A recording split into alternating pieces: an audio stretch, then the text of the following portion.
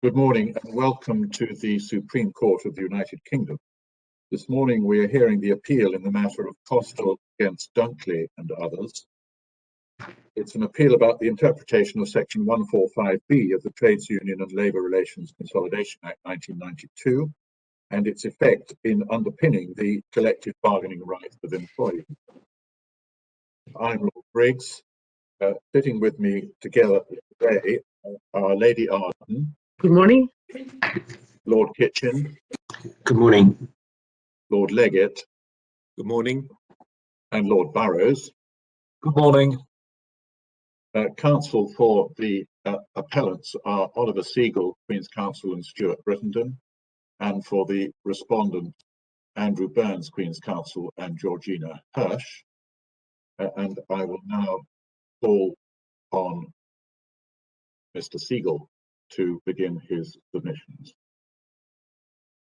Thank you, Lord. May it please the Court, I appear with Mr. Brittenden for the appellants, and my learned friends Mr. Burns and Mr. Hirsch appear for the respondent. My Lord has explained the issue in this appeal, and the Court has read our case, dealing with how we say the Court of Appeal fell into error and why this Court ought to restore the decision of the Employment Tribunal. We want in these oral submissions to focus mainly on the respondent's written case, which does not cover precisely the same ground as the judgments of the Court of Appeal, and which we submit contains several misconceived arguments. The first of which is partly implicit and has something of the tone of political propaganda. It's premised on an artificial distinction between workers, such as the claimants in this case, and their union, and it argues stridently that employers must be protected from the manipulative pressure of the latter. It seeks to position this case as being about whether trade unions ultimately determine terms, which it is not, and even asserts without any evidence that since the Kostal judgment, presumably it means the EAT judgment, the industrial reality in major industries had been that unions have had an effective veto over any offer made by the employer, which they have not. Indeed, the available data that gives the lie to this rhetoric: in the 3.5 years since the EAT judgment in this case, not one decision of the Employment Tribunal has been made pursuant to Section 145B, and in fact only 5 cases have been heard since the provision was enacted in 2004. And in the 1.5 years between the EAT judgments and the Court of Appeal judgment, far from the rampant wage inflation the respondent's case implies, real wages stagnated.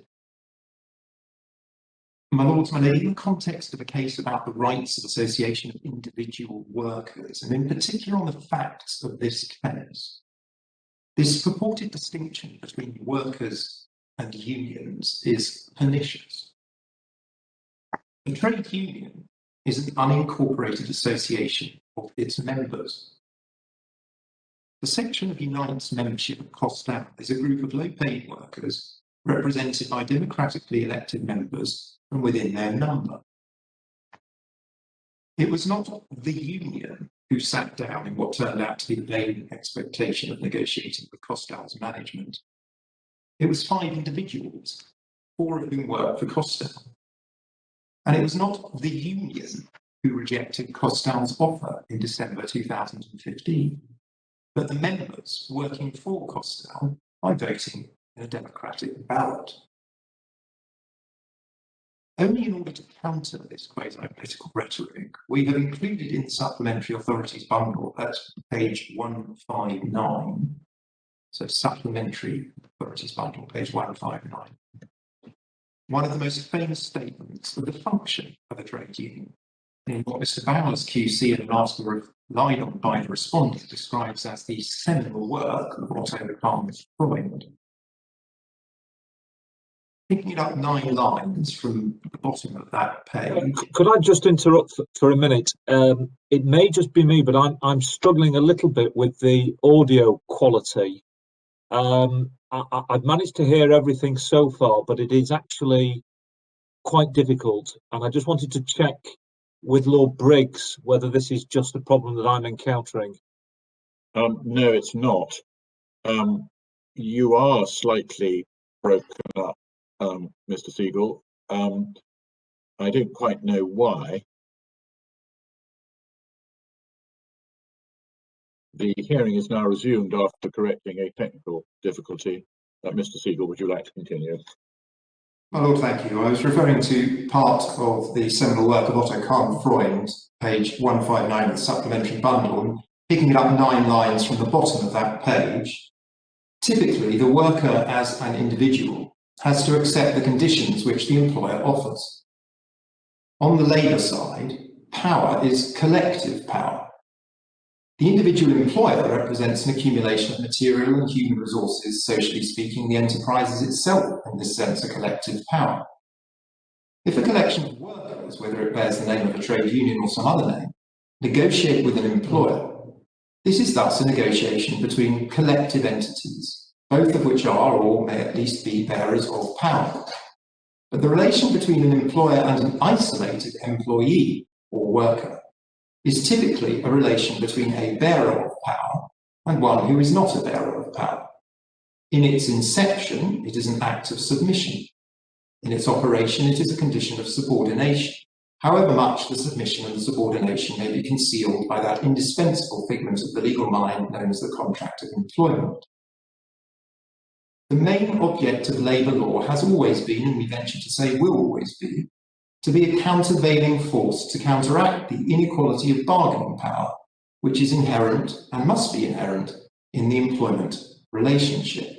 That last sentiment has been strongly reinforced by recent decisions of this court in the Autoclaims and Uber cases.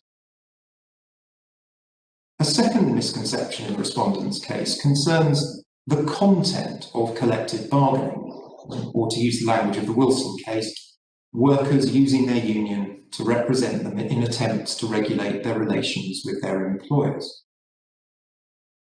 The Respondent characterises this right as being no more than workers' representatives being able to attend a meeting where the employer tells them its proposal, then sits for but, and I quote, does not listen to the union's response before going directly with inducements to the workers.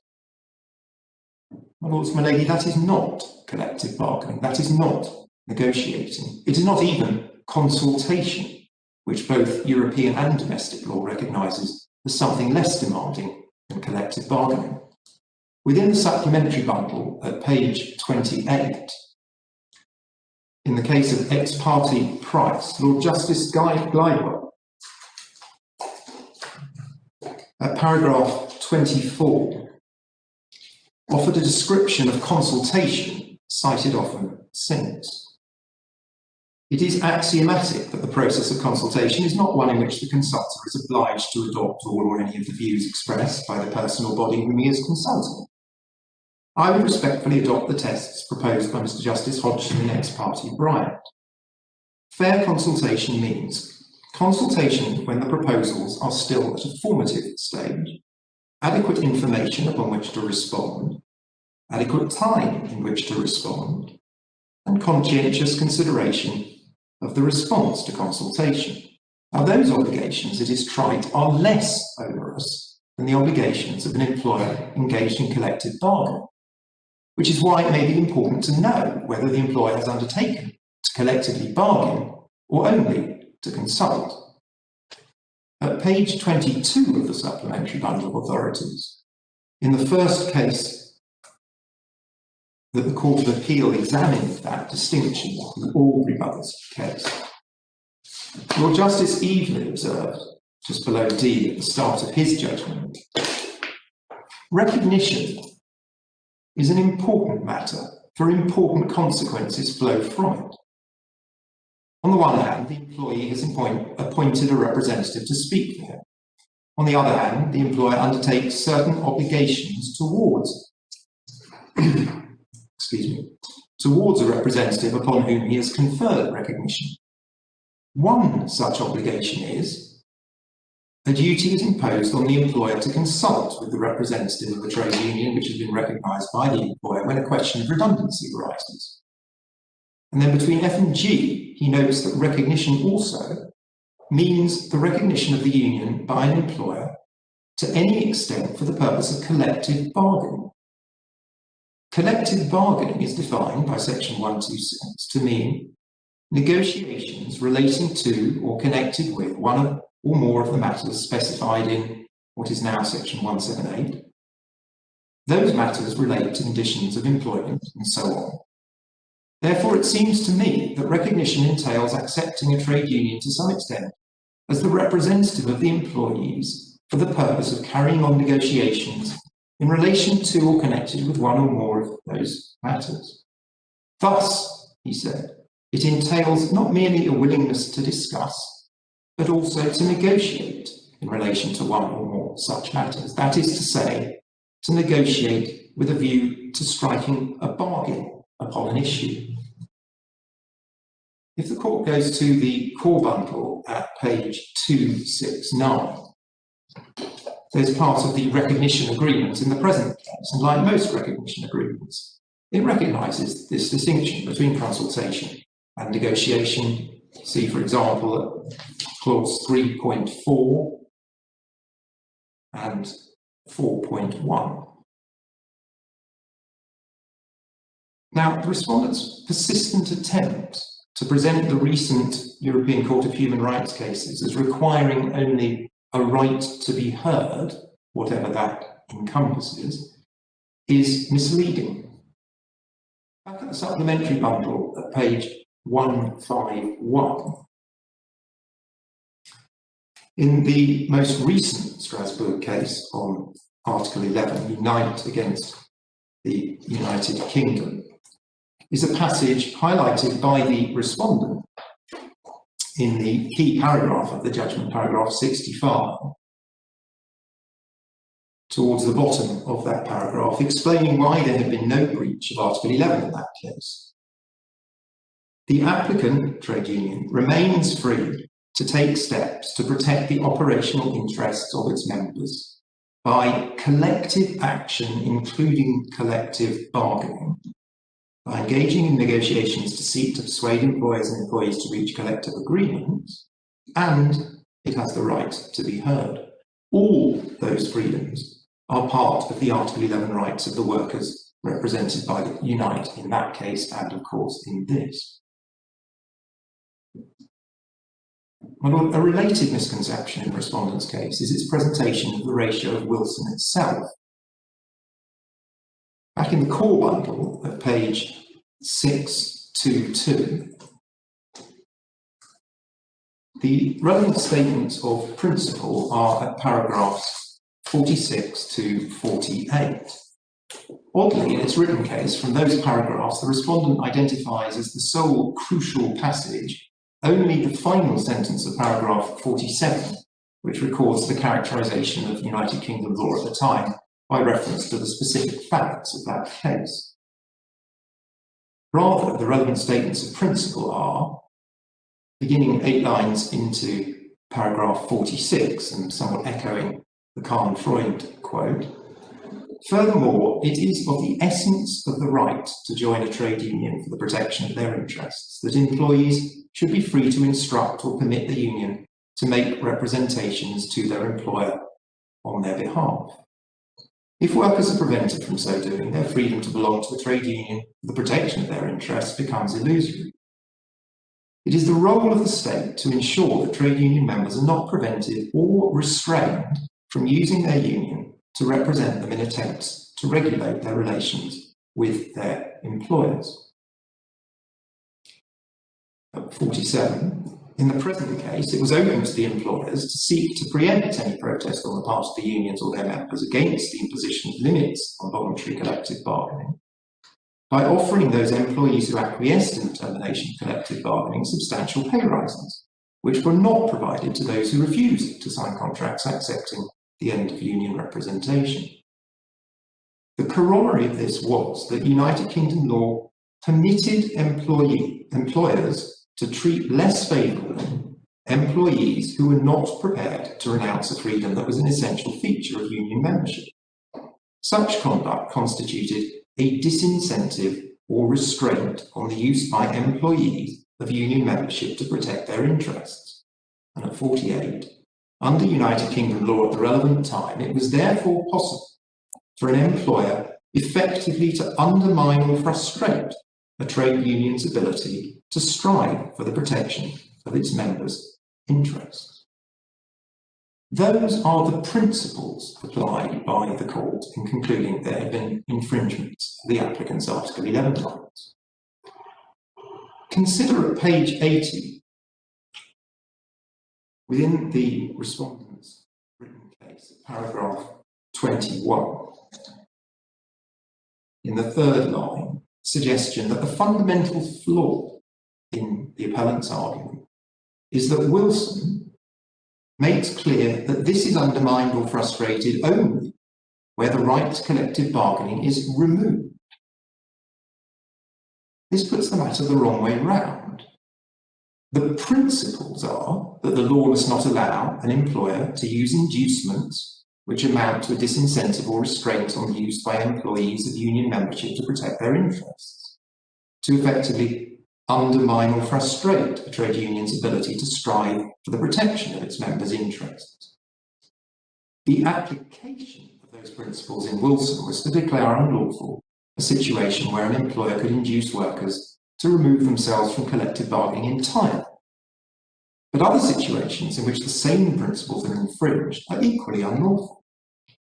It is just not tenable, as the respondent does in this paragraph, to equate the mischief of an employer being able effectively to undermine or frustrate a trade union's ability to strive for the protection of its members' interests, with the extreme example of that, where an employer has, quote, refused to permit the union to strive for those interests. And as we shall see, the government was very much alive to this when enacting Section 145B. At page 185, the Employment Appeal Tribunal put it with respect well at paragraph, so I think I may have given you the wrong page number. Paragraph 37. Page 185. It is 185, sorry, my mistake. Just below E. The Strasbourg Court held that states have positive obligations to secure effective enjoyment of Article 11 rights. And if direct offers outside the collective bargaining process can be made, and would lead to less favourable treatment of workers who do not accept, that acts as a disincentive to the exercise of Article 11 rights, and allows employers to undermine or frustrate a trade union's ability to strive for protection of its members. Well, the importance of these principles was significantly enhanced by the Strasbourg Court in the later case of Demir at page 610.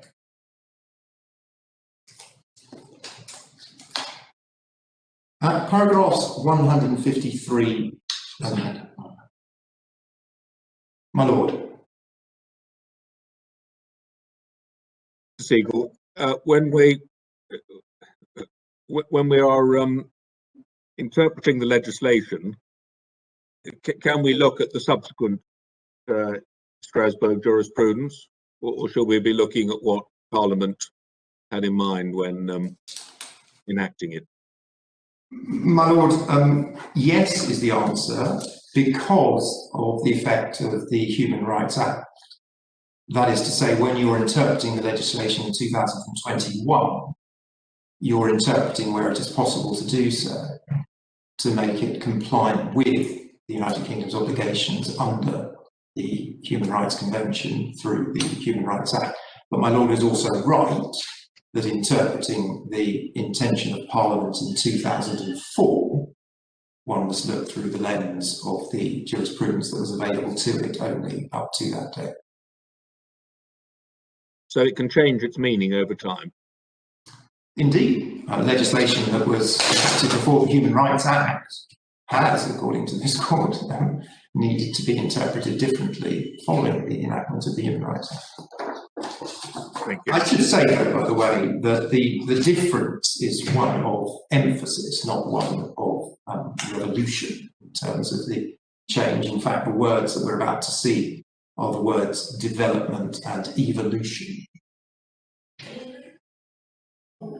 So paragraph 153, the court talks of labour law and practice developing and evolving, as a result of which, if I pick it up in the last line of the left-hand column within 154, the right to bargain collectively with the employer, note not the right to be heard, has in principle become one of the essential elements of the right to form and to join trade unions for the protection of one's interests set forth in Article 11 of the Convention. And at paragraph 157, the court observes in the first sentence that collective bargaining constitutes an essential means to promote and secure the interests of its members. At page 493 in the PDAU case, Lord Justice Underhill, referring to that passage, said pertinently at paragraph 38,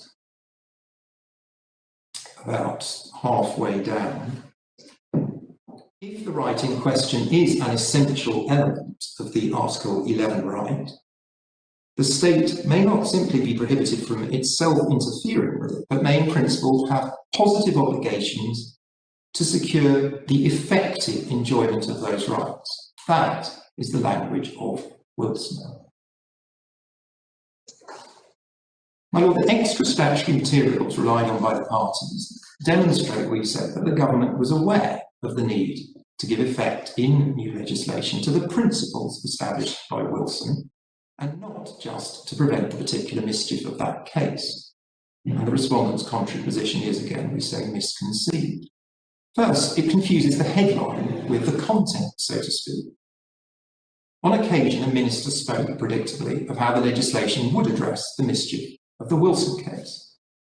That does not imply, let alone demonstrate, that the scope of the resulting legislation is confined to prohibiting that mischief, any more than a newspaper headline or a section heading in a statute tells the reader that the article or provisions underneath is a simple elaboration of the headline.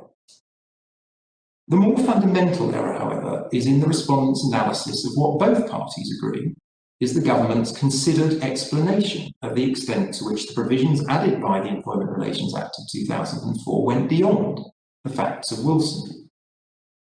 At page 303 is a review of the proposed legislation shortly before it was enacted in response to the government's public consultation exercise. And within that, at page 312, is the relevant part at para 312.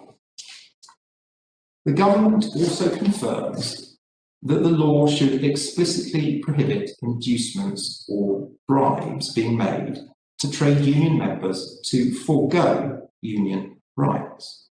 These were the particular employer behaviours that gave rise to the Wilson and Palmer cases, and they should be made unlawful. The government intends to make it unlawful for an employer to make an offer to an individual with the main purpose of inducing that person to relinquish rights to belong or not to belong to a union, rights to engage in trade union activities, or the proposed right to use union services. Those matters are the subject of other statutory amendments.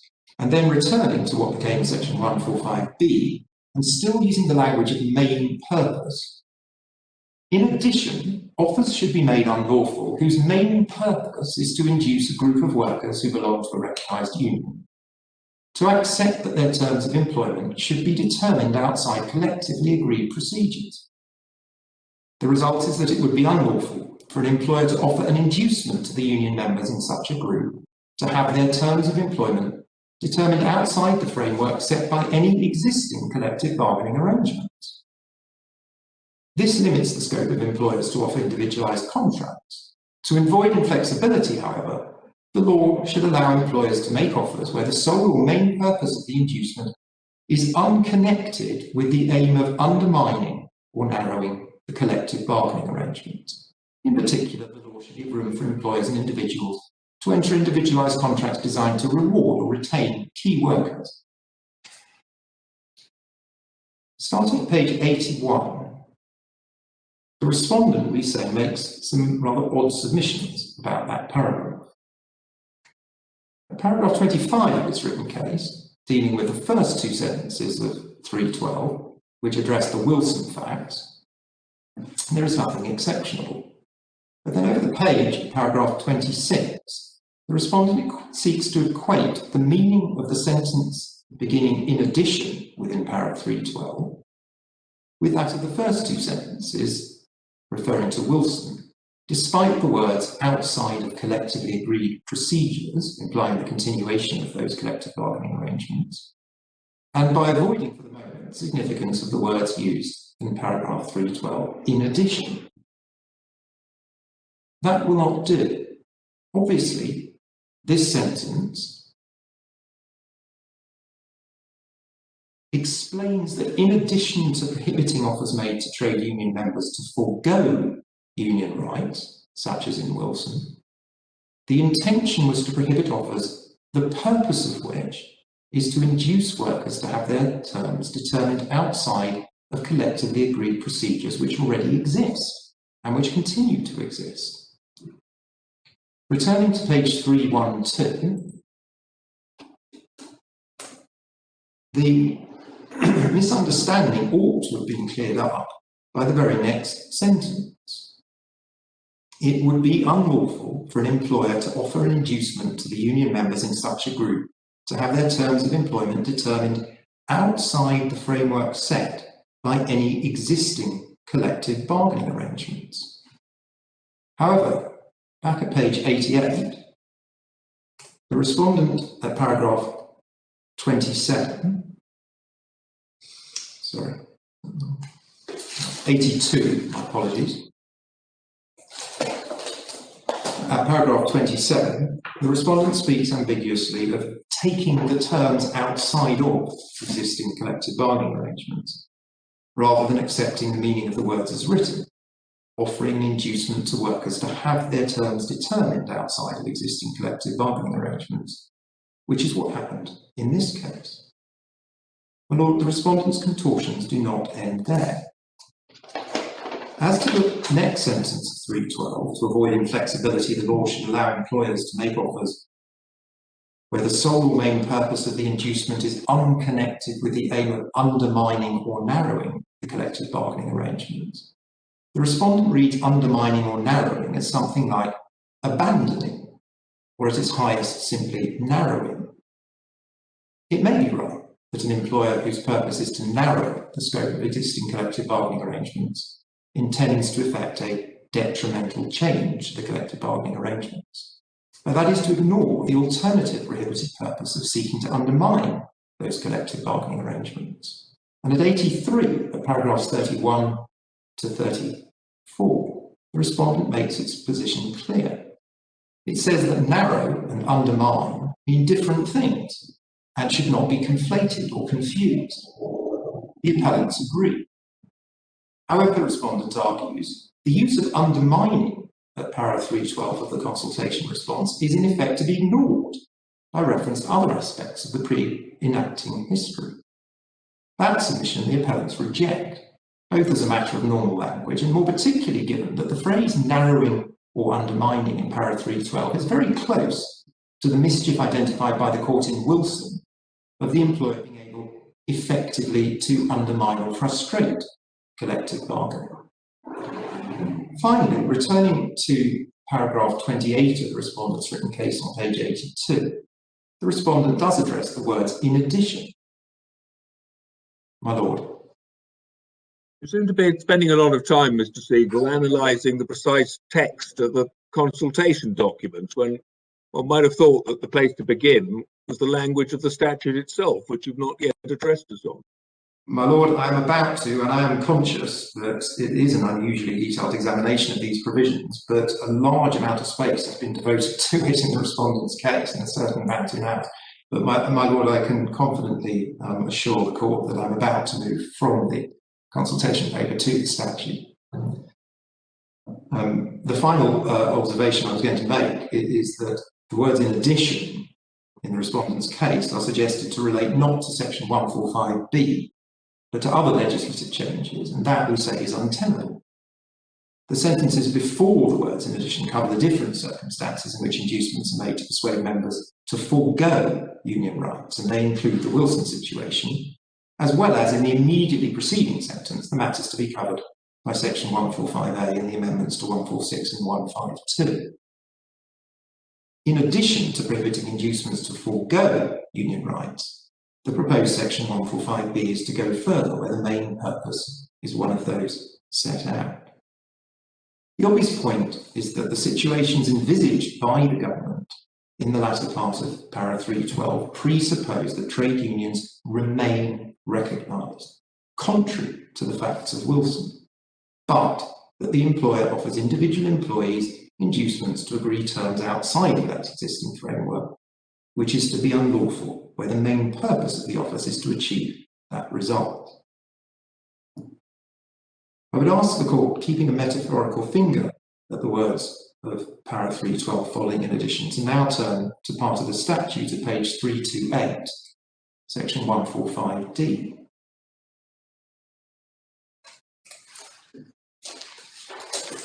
(145D)(4)(a), in determining whether an employer's sole or main purpose in making offers was the purpose mentioned in 145B(1), the matters taken into account must include any evidence when the offers were made, the employer had recently changed or sought to change or did not wish to use arrangements agreed with the union for collective bargaining. That provision enacts the intention expressed in the first two of the sentences beginning in addition in para 312. But they make it even more obvious that the relevant unlawful purposes include not only changing, but also seeking to change, but not in fact changing, existing collective bargaining arrangements. 4C. Can you just help me on one point, sorry?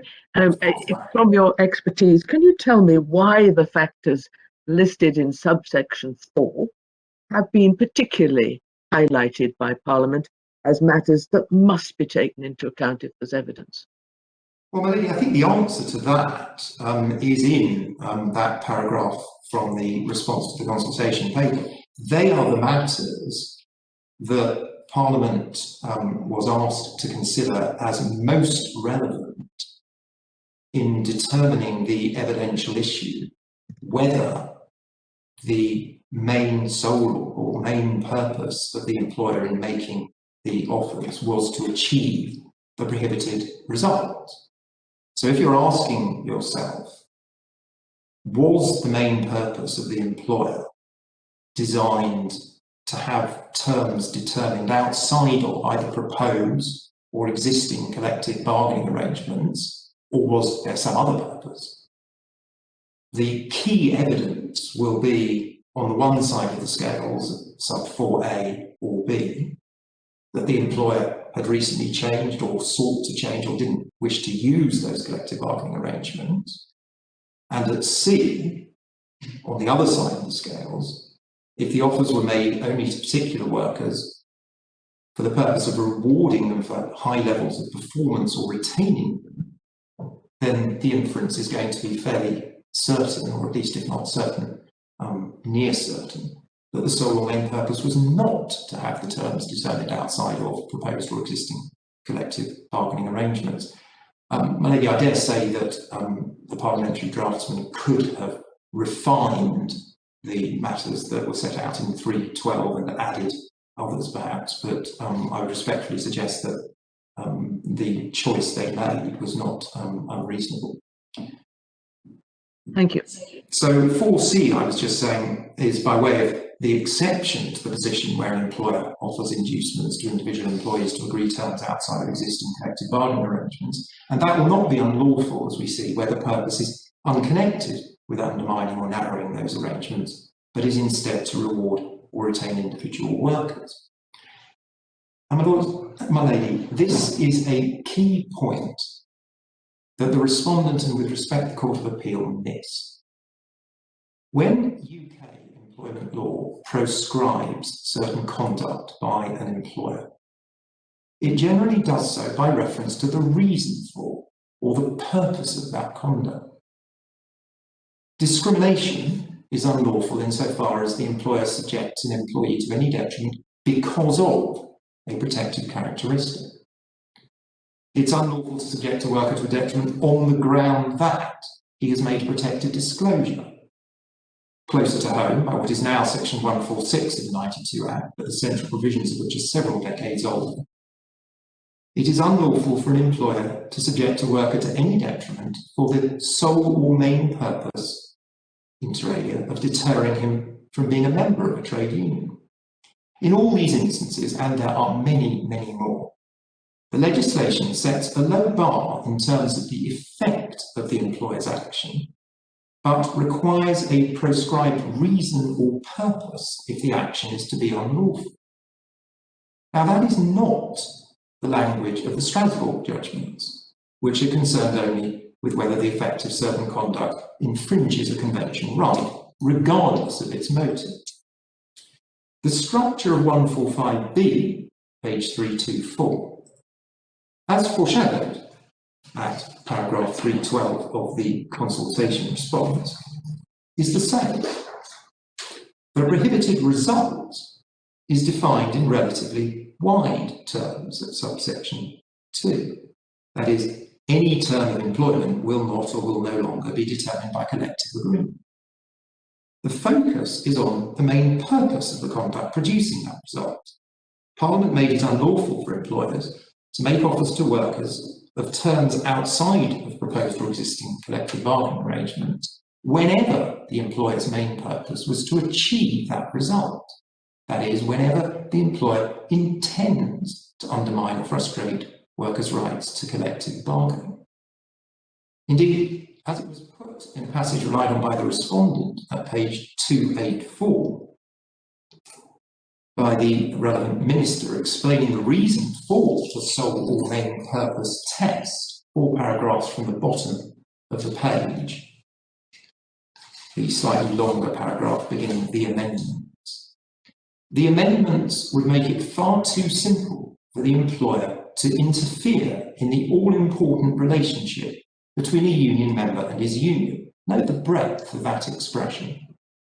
Our approach is to be preferred because it makes it unlawful to offer inducements where the sole or main purpose is a prohibited one. It is in short clear, both from the words of the statute and from the expression by the government of what those sections are intended to achieve, that the aim was not simply to prohibit the particular inducements offered by the employers in Wilson, but unsurprisingly, to address the substance of the protections the material Article 11 right confers, and to ensure that those protections could not be effectively undermined.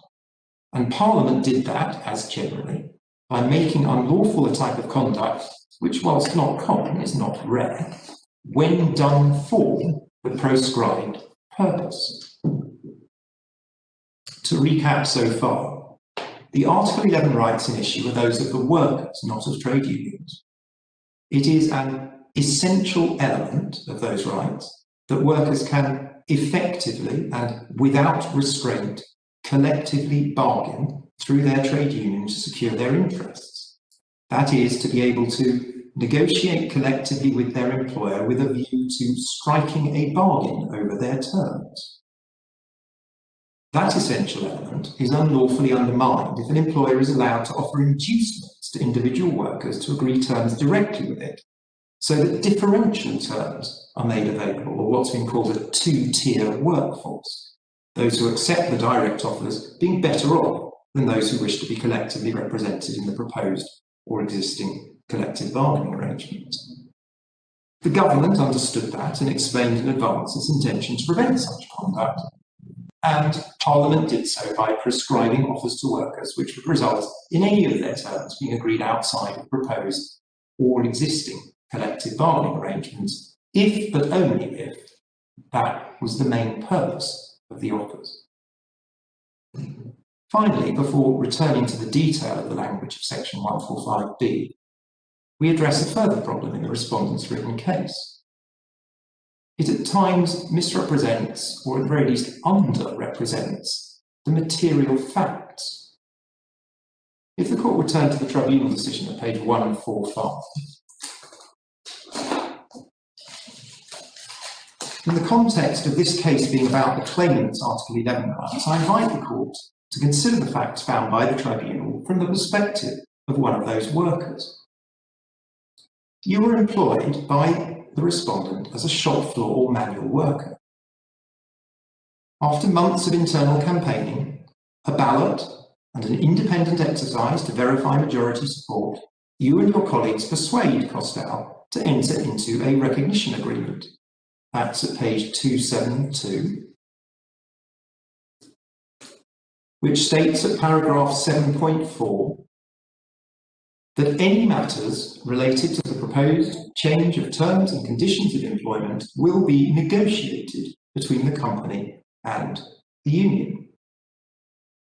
It includes, at page 274, a dispute resolution procedure consisting of various stages, which provides at little b that during the procedural process there will be no change imposed by either party.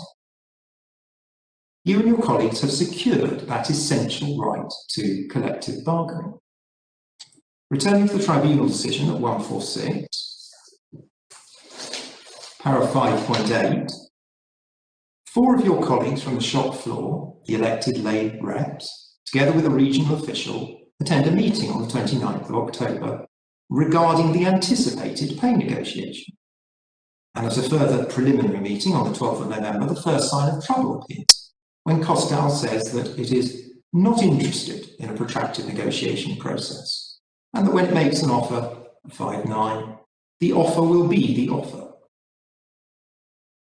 On the 24th of November, paragraph 10, a real problem arises.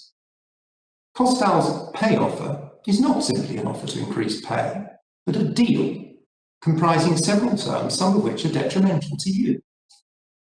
Kostal is as good as its word and refuses to negotiate on any of those terms in response to suggested improvements. Your reps put Kostal's proposed deal to you in a ballot, which decisively rejects it. The tribunal deals with that at paras 5.11 and 5.12. You assume that negotiations will now take place, with the dispute resolution procedure being invoked as a last resort. Switching perspective for a moment to that of Kostal, the tribunal found at 5.13, expected its deal to be rejected in the ballot. That is to say, when acting collectively, it expected that its workers would not be induced to accept the deal. It may be assumed Kostal has decided in advance what to do. It will immediately offer the deal to workers directly. Paragraph 5.14, a notice is put up and you receive a letter putting the deal to you as an individual. And you are told at the end of that paragraph that if you do not agree, that will lead to no Christmas bonus and no pay increase this year. Indeed, Kostal's position is that any Christmas bonus can only be paid before the year end, which the tribunal at para 8.3 found wasn't true. Predictably, when made these offers as individual workers, many of your colleagues cannot afford to refuse. They get their pay rises and their Christmas bonus, and they lose some of their overtime rates and the 2 15-minute breaks. Kostal keeps the pressure on you by issuing general notices telling you that many workers have already accepted, including, it says, some of your colleague union members. Moving to 5.17, at the next so-called pay negotiation meeting with Kostal, there is again no negotiating, and your reps complain that Kostal is bypassing the collective bargaining agreement. Too late, the conciliation provided for by the dispute resolution procedure in the recognition agreement takes place in January 2016, at which, paragraph 5.20, Kostal presents the position as a fait accompli, with over 90% of your colleagues having already accepted its deal. Soon afterwards, paragraph 5.24, Kostal writes to you saying that if you don't now accept the deal, not only will you not get a pay rise, but you will likely be dismissed. My lords, my lady, in your position as one of the claimants, do you consider that your right to collective bargaining has been frustrated or undermined?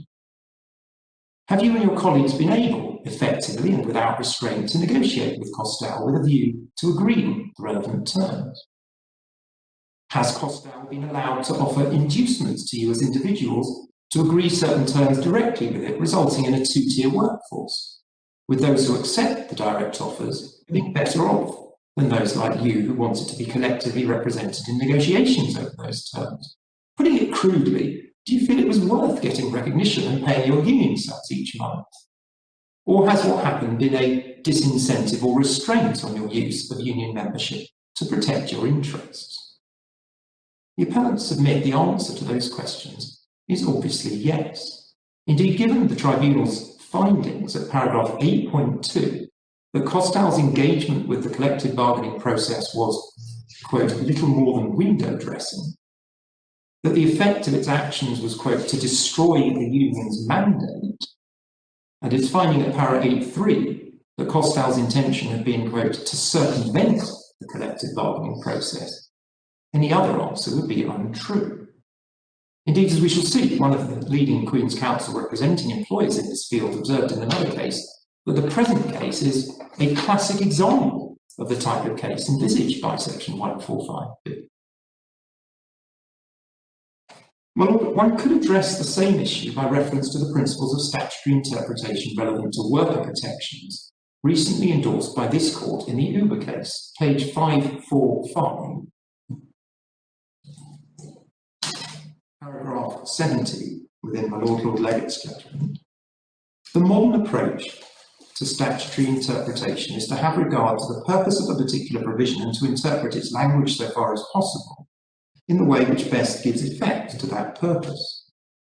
In the UBS case, Lord Reed explained how this approach requires the facts to be analysed in the light of the statutory provision being applied, so that if, for example, a fact is of no relevance to the application of the statute construed in the light of its purpose, it can be disregarded. Lord Reed cited the pithy statement of Permanent Judge Ribeiro in the Ariton Assets case.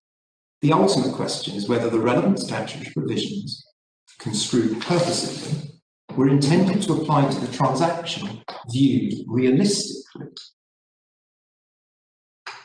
Given that it's common ground that section 145B is designed to protect the essential right to collective bargaining of the claimant workers, and that it is at least equally possible to construe the statute as covering the factual situation in this case, one asks, applying those principles, did Kostal's conduct viewed realistically effectively undermine claimant's right to collective bargaining? And in that context, which are the relevant facts to take into account for that purpose? I shall return to that last question at the end of these submissions. I now return to consider the critical words in section 145B, the 3 to 4. Perhaps the most persistent fallacy in the respondent's written case is the attempt to portray the appellant's case as being founded on the proposition that in a situation where a union is already recognised, the words will not apply, rather than the words will no longer. One sees why the respondent needs to erect this straw man, to borrow a metaphor the respondent liked, but it is odd, given that our written case, to which the respondent was replying, at page 64, makes it clear, at paragraphs 103 and following, that the fundamental error of linguistic construction made by the Court of Appeal was to construe both the words will not and will no longer to entail on a permanent basis, which bizarrely the respondent accuses the appellants of erecting as a straw man, despite it being a direct quote from the key paragraph of the Court of Appeal's judgment at page 142. Paragraph 51, the last sentence of that paragraph, no longer clearly indicates a change taking the term or terms concerned outside of the scope of collective bargaining on a permanent basis, as well, ironically, as being the way that the respondent itself argued the case in front of the tribunal, if we return to page 157. the third last paragraph on the page, beginning Mr. Bourne, who was counsel for the respondent. Mr. Bourne also refers to the statutory wording connoting a degree of permanence, that the term in question would be excluded completely from collective bargaining. Returning to our written case at page 65, the respondent's misrepresentation of it is the more inexplicable, given that at paragraph 107, we say in terms that whether the distinction between will not and will no longer is, as the respondent argues, to distinguish unions not yet recognised from those with existing collective bargaining arrangements, or as we argue, to distinguish an offer to introduce or vary terms from an offer to remove them, is a point not determinative either way. Well, what is in fact the fundamental issue of construction between the parties is addressed by the respondent in its written case at page 90, at paragraphs 51 to 53, where it makes a linguistically misconceived argument in much stronger terms than it did below. Compare at 188, paragraph 42 of the Employment Appeal Tribunal judgment. Mr. Burns, the tribunal records, contends that there are two possible competing constructions of the prohibited result as defined by section 145b(2). He accepts that those words can be read as meaning, as a matter of ordinary language, that the prohibited result occurs where the offer, if accepted, results in new terms agreed directly and not through a collective agreement, whatever else is agreed through collective bargaining. Indeed, at page 662, Mr. Bowers QC, on whose article the respondent relies, describes the Employment Appeal Tribunal's approach as adopting a literal construction, and in the middle of the page says, in a paragraph beginning, the Court of Appeal, that the Court of Appeal based its decision on analysing the purpose of the section rather than the literal construction. The appellants would rather say the Court of Appeal basing its decision on grounds of assumed policy rather than the literal construction. Returning to the statute at 324, sections 145b and 145d require consideration of an employer's offer at the time it is made. The question at 145b(1)(a) is, at that time, what will or would the result be if the offer were to be accepted? And the prohibitive answer is that any of the workers' terms of employment will or would not, or no longer, be determined by collective agreement. The respondent argues in its written case that if the appellants were right, the statute would have read at 145b(2), any of those terms are not determined by collective agreement. We disagree. That is simply bad English. It's possible colloquially, but not in a statute. As at the relevant time, the time of the offer, one does not, if using English correctly, describe a potential result in terms of what is, but of what will be. As the Employment Appeal Tribunal pointed out, an offer once made can only be accepted subsequently, so that any acceptance viewed at the point of an offer being made is in the future.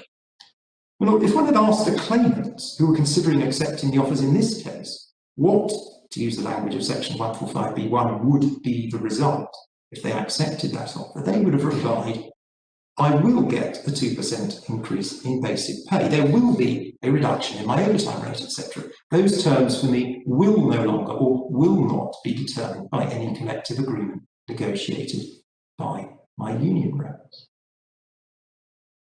On that last point, the respondent is in any event wrong to say that the words will no longer be determined by collective agreement are inapposite in a case like this. At 157, as the Employment Tribunal noted in the penultimate paragraph on that page, the offers were designed to achieve a final determination of certain terms of the claimant's contract. if accepted, their terms with regard to Sunday overtime, daily breaks and pay would be governed by that bargain. Those terms would no longer be determined by collective agreement. A fortiori, an entitlement to a Christmas bonus, would never be the subject of collective agreement. However, there are several other provisions within these sections which mean that as a matter of applying normal principles of statutory construction, the respondent's case must be rejected. At 326, one sees that the primary time limit to present a complaint under 145B is, by 145C, within 3 months of the offer being made. The practical difficulties in establishing within that time frame whether particular offers made would, if accepted, have a permanent effect, as required by the Court of Appeal, are likely to be insurmountable.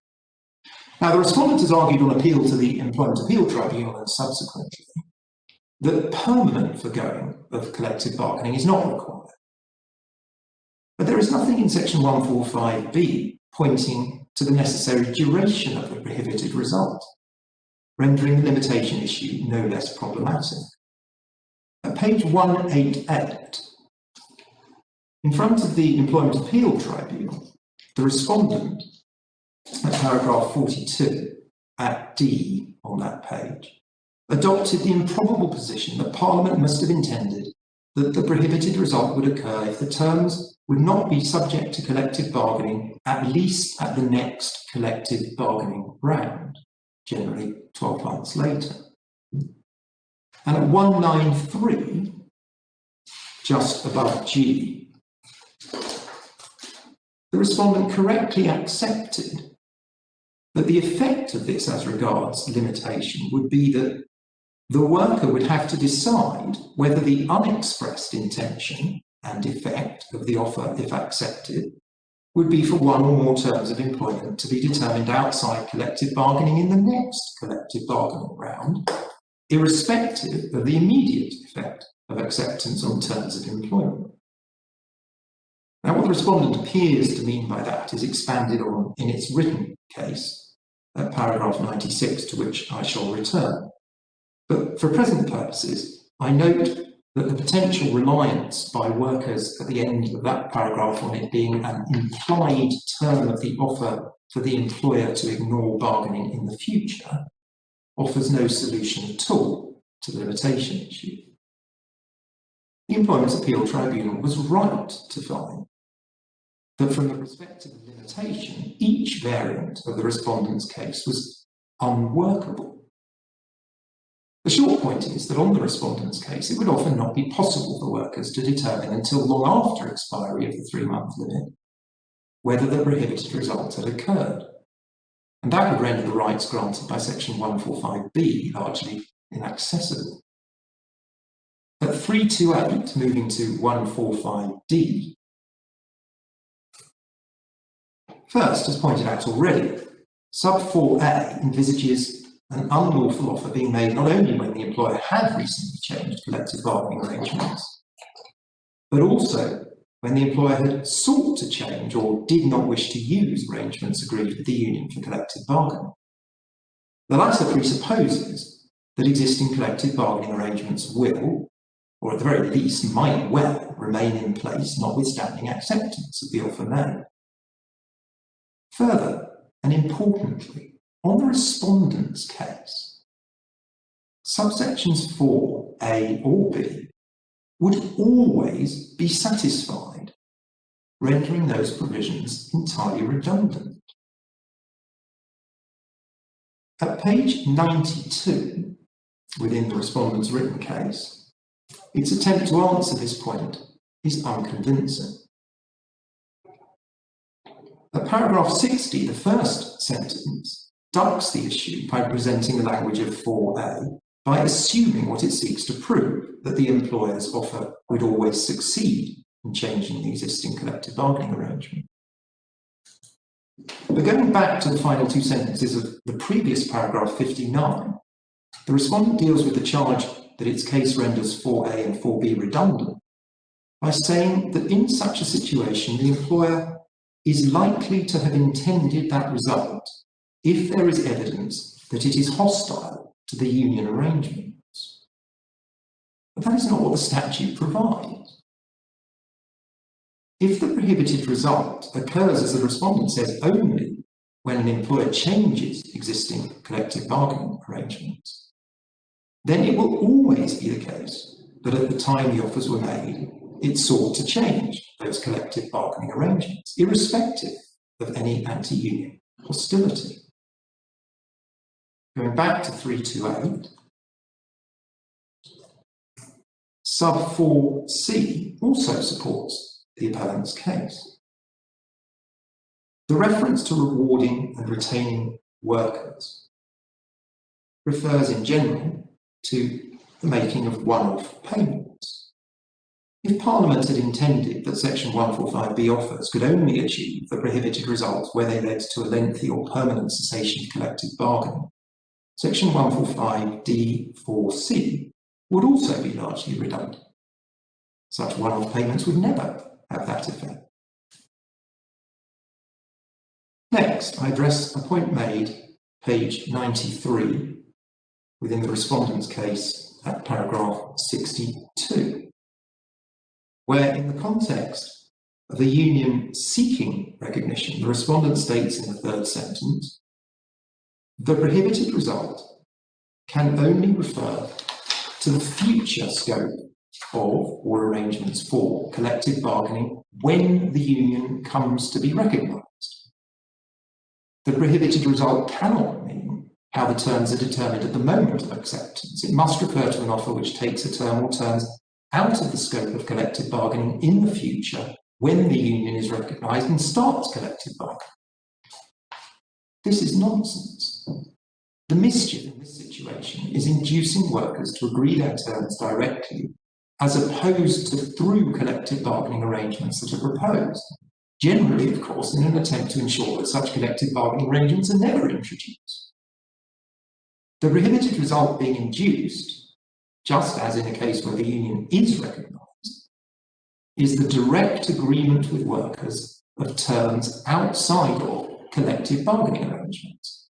In the one case, collective bargaining arrangements that are proposed, in the other, collective bargaining arrangements which already exist.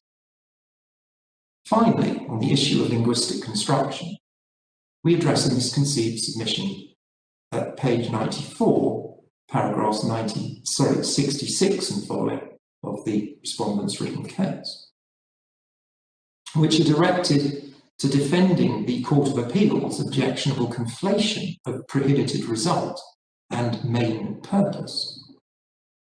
The Employment Appeal Tribunal had correctly commented that the employer's purpose must be distinguished from the effect acceptance of the offers would have. In many cases, they are different. That is, as our Lord has already seen, of course, the structure of Section 145B. One first asks, what is the effect of the offer? Is it the prohibited result? And if so, one then asks whether it was the employer's main purpose to achieve that effect. The respondent, however, submits at paragraph 66 that it will always be an employer's main purpose in making an offer that it should be accepted. Again, that is nonsense.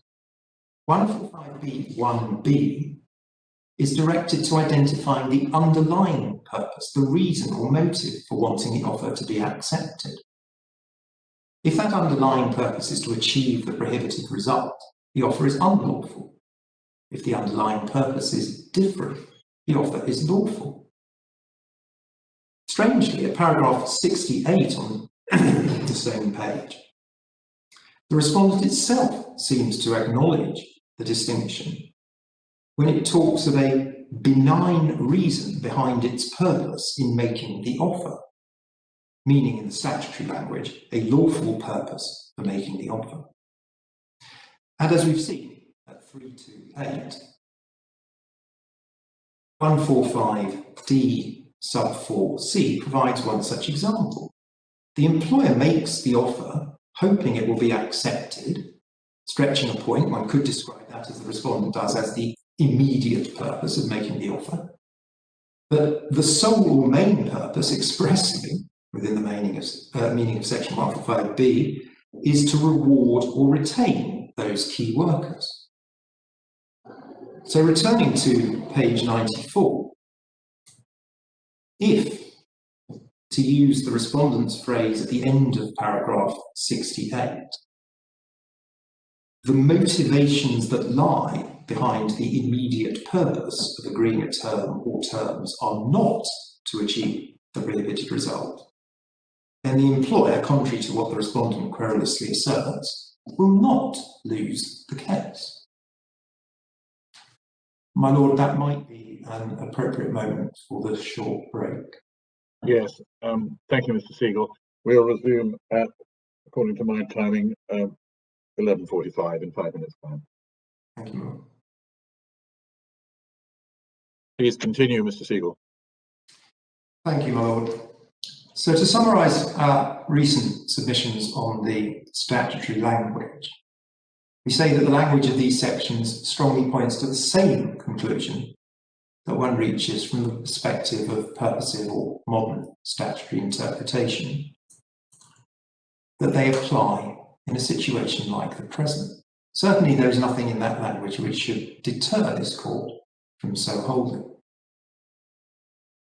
That is sufficient to uphold this appeal. However, we must return to the respondent's inter policy arguments, which comprise so much of its case and which found favour with the Court of Appeal. First, some words of caution of the highest authority in a not dissimilar context. At page 474, in the Express newspapers case, commenting on strained constructions placed on certain statutory wording in an industrial relations context by the Court of Appeal, Lord Diplock commented just below A that at the root of all of them, there appears to lie an assumption that Parliament cannot really have intended to give so wide an immunity from the common law of tort as the words of those sections would on the face of them appear to grant to everyone who engages in any form of what is popularly known as industrial action. I do not think that this is a legitimate assumption on which to approach the construction of the Act, notwithstanding that the training and traditions of anyone whose life has been spent in the practice of the law and the administration of justice in the courts must make such an assumption instinctively attractive to them. But the manifest policy of the Act was to strengthen the role of recognised trade unions in collective bargaining, so far as possible to confine the bargaining function to them. And at page 391, in the DuPont Steels case, again within the speech of Lord Diplock at B, my lords, at a time when more and more cases involve the application of legislation which gives effect to policies that are the subject of bitter public and parliamentary controversy, it cannot be too strongly emphasised that the British Constitution, though largely unwritten, is firmly based upon the separation of powers. Parliament makes the laws, the judiciary interpret them. When Parliament legislates to remedy what the majority of its members at the time perceived to be a defect or a lacuna in the existing law, the role of the judiciary is confined to ascertaining from the words that Parliament has approved as expressing its intention, what that intention was, and to giving effect to it. Where the meaning of the statutory words is plain and unambiguous, it is not for the judges to invent fancied ambiguities as an excuse for failing to give effect to its plain meaning, because they themselves consider that the consequences of doing so would be inexpedient or even unjust or immoral. In controversial matters such as are involved in industrial relations, there is room for differences of opinion as to what is expedient, what is just, and what is morally justifiable. Under our Constitution, it is Parliament's opinion on these matters that is paramount. Although there are very similar observations in the speeches of the other members of that court. At page 95, within the respondent's written case, at paragraph 72 and 73, the respondent refines the trade union veto spectre into a concrete example.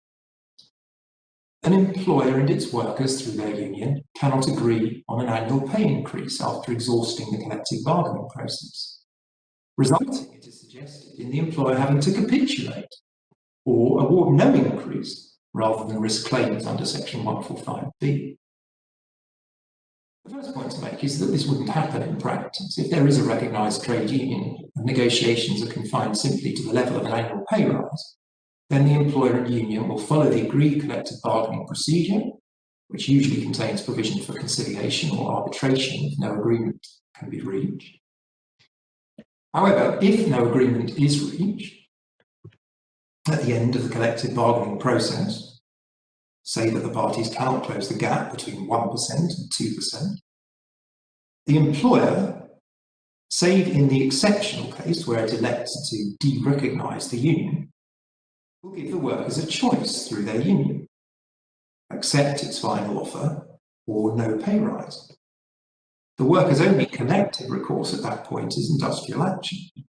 The union accepts the 1%, and if members feel strongly enough, ballots for industrial action in pursuit of a further pay rise. There is no basis for suggesting, and certainly no evidence, that in such a situation the employer would make direct offers to the employees, again, save in the exceptional case where the employer elects to de-recognise the union. But more importantly, much more importantly, even if the employer in such a situation did simply write to all of its employees saying that no agreement had been possible by collective bargaining, and it was now going to be awarding 1% from the 1st of April, the employer would be bound to succeed as to sole or main purpose in any section 145B claim. It would, ex hypothesi, have exhausted the collective bargaining process, and, in the words of 145D, when the offers were made, it had not recently changed or sought to change, and did wish to use arrangements agreed with the union for collective bargaining.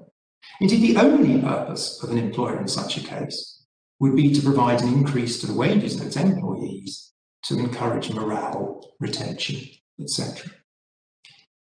In short, this hypothetical example is implausible as a matter of practical industrial relations, and anyway would not support claims under section 145B if it occurred.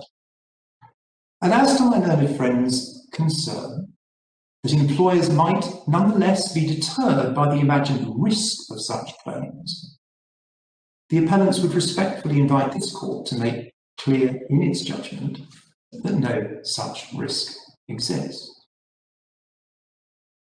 It is instructive in this context to consider the one tribunal case brought under section 145B arising from a unilateral pay award. Within the supplementary bundle of authorities at page 104,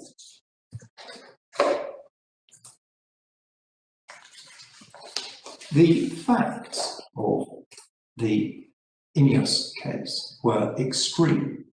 If one goes to page 121, within paragraph 52 of the tribunal's reasons, the tribunal record an internal email written when the employer was deciding what to do after its offer had been rejected by the workforce at a union meeting, writing that it needed to, quote, engineer a way to get rid of Unite.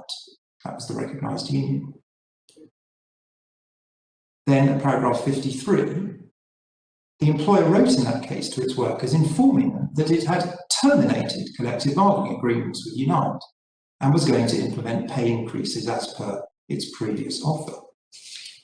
In passing, if one goes to page 129, at the top of that page, Mr. Kavanagh QC, representing INEOS, as he then was, described Kostal, as I indicated, as a classic example of the type of case envisaged by section 145B. If employees accepted the company's offer, they got the pay rise. If they did not accept, they did not receive the pay rise. Having decided that the employer had made offers which, when accepted, had the prohibited result, the tribunal examined the main purpose of those offers, page 141, at paragraph 115, they held, predictably, that the indication at 145D4A was met. INEOS, by terminating the collective bargaining agreements on the same day, demonstrated that at the time the offers were made, it did not wish to use the collective bargaining arrangement. And on the next page, at 118, the tribunal supported its conclusion on main purpose by its finding in the second sentence that INEOS had acted precipitately before exhausting the agreed collective bargaining procedures, which both sides acknowledged included a dispute resolution mechanism. Thus, in the words of the Employment Appeal Tribunal in this case, going over the heads of the union with direct offers to workers. Thus, in the one case involving a unilateral pay increase, the claimants only succeeded because, before the agreed dispute resolution process had been undertaken, the employer made the offers and gave notice to terminate the collective bargaining agreement on the same day, on which basis, by reference to 145D4A, the tribunal held that the employer's main purpose had been to achieve the prohibited result. As it has been put by two leading labour law academics, Professor Bogg and Professor Ewing, back in the core bundle at page 672.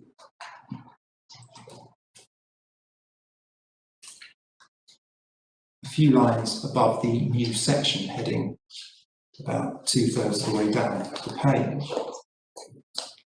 At no point in the litigation did the union in Kostal argue for a right of veto over changes to terms and conditions of employment. The terror of the union veto is conjured up by the employer's lawyers, and it has been a persistent red herring that has dogged sound reasoning in this case. My lords, my lady, there is equally no merit to the respondent's other imagined terror. That is, that tribunals will be drawn into the industrial arena if they are required to identify an employer's main purpose in circumstances such as this case. A concern that the respondent expresses by reference to the factors carefully identified by the Employment Appeal Tribunal as likely to be evidentially relevant to that task. My lord, employment law is, as indicated, shot through with the requirement for tribunals to establish an employer's main purpose, principal reason for doing something, dismissing, imposing a detriment, etc. The category of case where the employer simply wants to improve terms and conditions is one to which 145B will almost never be applicable.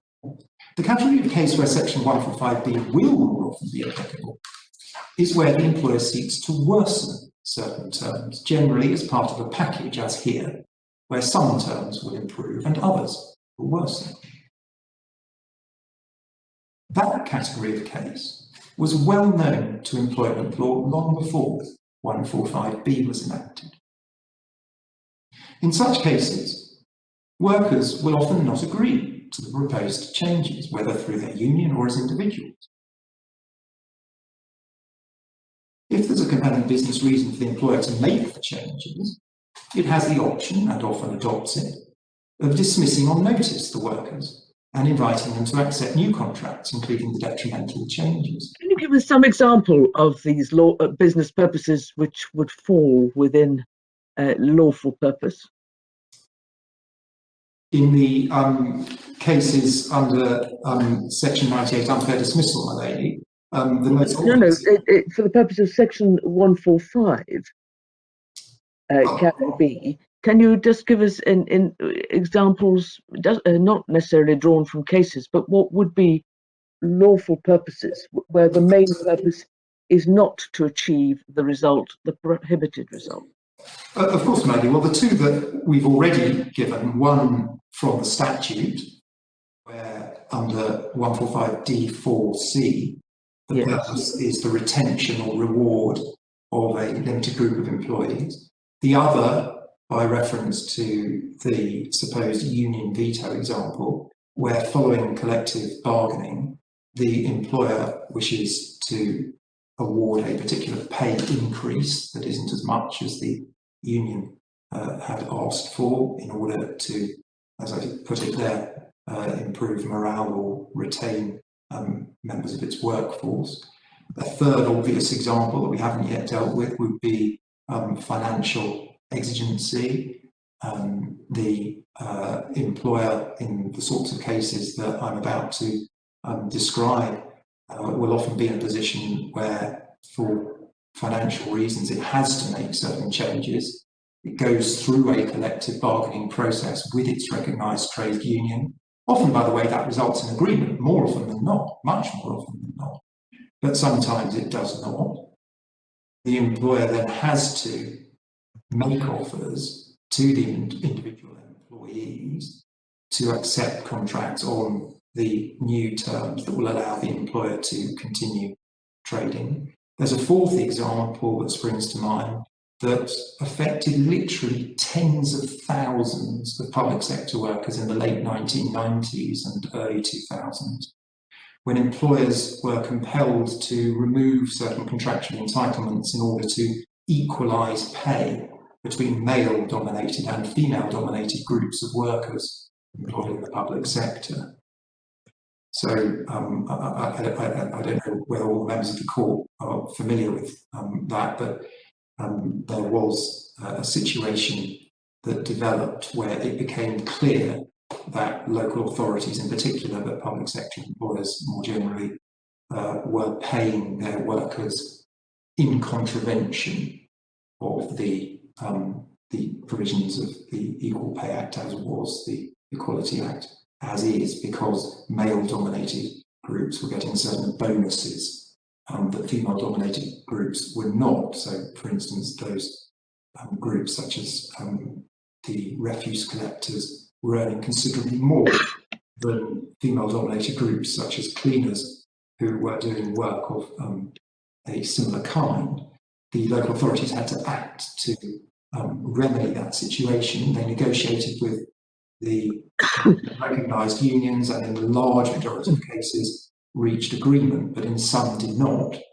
They then had to dismiss, as I say, tens of thousands of workers. In one local authority case, Birmingham, I'm not sure, it wasn't hundreds of thousands, in order to get the new terms in which the provisions of the Equal Pay Act were complied with, accepted by the workforce. So those are all situations that they happen quite regularly. My lady and my lords will probably be aware that it's happened recently to workers at British Airways and British Gas, that the employer has said that for reasons of commercial imperatives, they have had to, as it were, impose new terms, some detrimental, on their workers. And has, in those two cases, had to dismiss and offer re-engagement. My Lord, the point for present purpose... Just before you go on, following on from my lady's question, I just wondered what you'd say about the hypothetical example given by the Court of Appeal at paragraph 41, that's in the electronic bundle at page 140. About the August bank holiday working. Is that, in your view, within the compelling business reason example? Well, we deal with that in our written case. I'm trying to get you the reference quickly. It is at paragraph, forgive me, was it 119? 119. I think that's the example that Mull was referring to. It's fair to say that paragraph 41 of the Court of Appeal's judgment doesn't set out all the flesh on the bones of the hypothetical scenario, But what we say is that, and this is paragraph 120 of our written case, that there is nothing in the facts that are set out in that hypothetical scenario to suggest that the employer would not be able to show that its main purpose was not to achieve the prohibited result. Certainly, it would appear, my lord, that the factors at 145D 4A and B would not apply against the employer. That is to say, they hadn't sought to change collective bargaining arrangements at the time the offers were made, let alone actually change them. And indeed, it's even arguable that enhanced pay is being offered to specific individuals to reward them for high level of performance in working over a bank holiday. In that case, section 145D4C would be involved. But on the sparse facts, as we say at paragraph 121 of the written case, it would seem likely, to answer my lord's question directly, that the employer would succeed in arguing that its sole and main purpose had not been to achieve the prohibited result, because it had sought to negotiate with the trade union. The direct offers were made after the conclusion of the unsuccessful negotiations. The employer's sole purpose in making the offers would seem to be a business imperative of ensuring that manufacturing occurs over the bank holiday to fulfil what would appear on the sparse facts to be time-critical business orders. The Court of Appeal talks about being anxious, the employer, to get the work done, and to achieve that aim, the need to ensure sufficient staff attending work at an affordable rate of pay. Those facts, of course, my lord, are so far removed from the facts of the present case, but to address perhaps the subtext of my lord's question, there are going to be difficult cases. Every day, every working day, the tribunals of the United Kingdom deal with many such difficult cases in the fields of discrimination and detriment, where the only real issue is why did the employer or a person working for the employer do a particular act? Many times the answer will be fairly obvious to the tribunal having heard the evidence, but other times less so.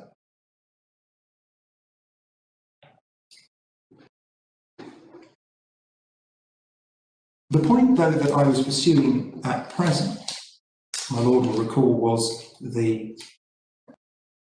what we describe as the imagined terror that the respondents present, that the tribunal will be drawn into the industrial arena.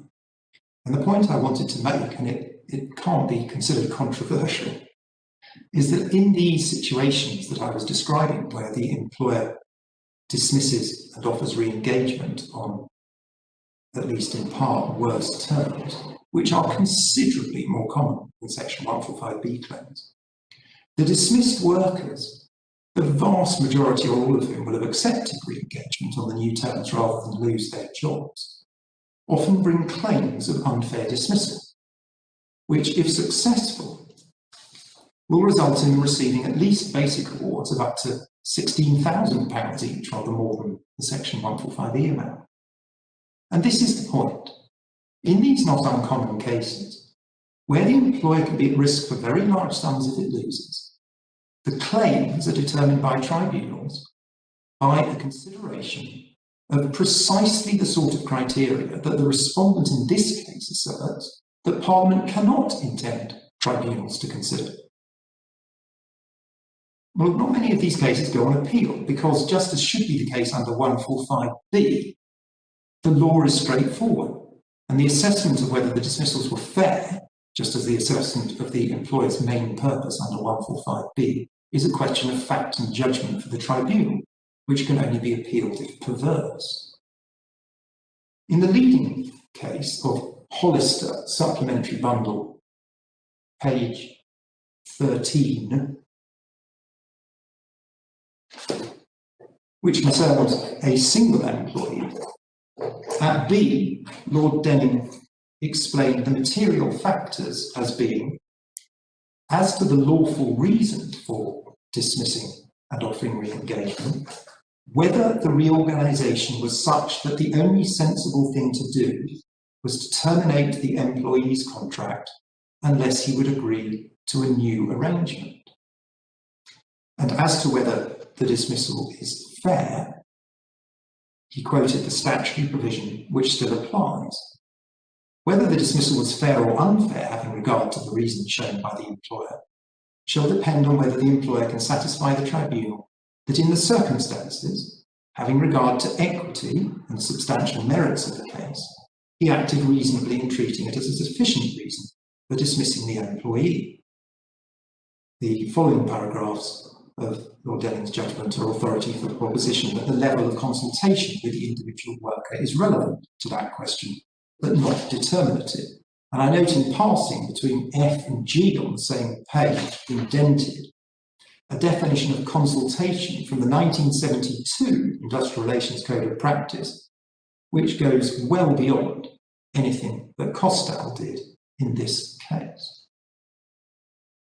My lord, that case, as I said, involved a single employee. Other cases can involve hundreds, even thousands of applicants. In the supplementary bundle at page 35, there's an example closer to home. At page 38, picking it up around paragraph 4, in the EAT judgment reciting the background to the case, the employer had wanted to introduce a package of new terms, some detrimental, others not. There was a recognised union. The final offer made through the union was rejected by a ballot. Rather than make direct offers to the workers to vary their contracts individually at the risk of a two-tier workforce, the employer dismissed all 470 of them and offered the new terms by way of re-engagement. The workers agreed to be re-engaged and threatened claims of unfair dismissal. The employer settled most of those before issue. But, paragraph 6, 183 workers rejected the settlement offers and pursued their claims to a tribunal, which rejected them. At paragraphs 8 to 11, the factual background is summarised, and at paragraph 12, the employer's reasons for the dismissals, plural, are set out. Belief that it would reduce costs, the payment of the bonus that was being removed was divisive, the effect of the bonus was that night workers were being paid a rate 26% above market rate. At paragraphs 13 to 15, the account of the collective negotiations over 4 months is set out, with the tribunal's findings, supported by what are referred to as detailed reasons, that the employer had listened to and considered the workers' proposals at those meetings, and that there came a point, first sentence of paragraph 15, where it became clear that matters would not be agreed by negotiation. A couple of pages down, page 44, paragraph 20, the appeal tribunal summarised the issues as to the fairness of the dismissals, quoting with approval the tribunal's comment, itself based on earlier appeal tribunal decisions, that the indented passage, in this exercise, our focus must be on the reasonableness of the respondent's conduct. This involves an exercise balancing the advantages to the business of proceeding in the way that the respondents did, compared with the effects on the claimants. And the EAT noted that finally the tribunal had to consider the question of procedural fairness, that is, the extent of genuine consultation with the union. The appeal tribunal recorded the tribunal's overall conclusions at paragraphs 23 to 24. The indented passage, having attempted as they did to secure the desired change by negotiation, and having failed after several months and many meetings, it was in our judgment a wholly reasonable response on the part of the respondents to terminate the employees' contracts and offer re-engagement. That is not to say, in our view, the claimants were unreasonable in refusing to accept a proposal which would result in a substantial reduction in their net pay. In our judgment, both parties acted reasonably in the circumstances, but the focus of our consideration must be the reasonableness of the respondent's conduct. Then at 24, they then considered consultation, repeated their conclusion that there was no evidence to support the contention that the proposals made by the employees' representatives had been ignored and gave their reasons. The balance of the AT judgment deals with specific criticisms of the tribunal's assessment of the facts in reaching those conclusions. My Lord, the task of tribunals in such cases involves a far wider inquiry by reference to equity and the substantial merits of the case than under section 145B. The factors which might make such dismissals unfair are almost infinite, and they always include consideration of the genuineness and extent of collective consultation, and do, unlike under section 145B, include some consideration of the balance of advantage and detriment to employer and workers. By contrast, under 145B, all an employer must do to avoid liability is to show that his main purpose was not to agree terms outside of existing or proposed collective bargaining arrangement. Back in the core bundle, at page 338, section 238A of the same Act as section 145B appears in, offers another example, this time by the same Parliament as enacted section 145B, of a situation where tribunals must consider, in the context of workers dismissed after taking industrial action, under sub 5C at the top of the next page, whether the employer had not taken such procedural steps as would have been reasonable for the purposes of resolving the dispute to which the protected industrial action relates.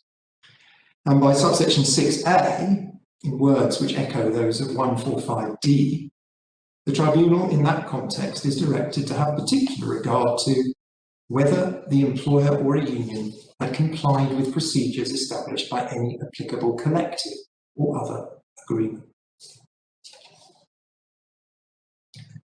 My Lord, the short point is that the respondents argue that the natural construction of 145B will force tribunals to explore issues that they should not be expected to consider is demonstrably wrong.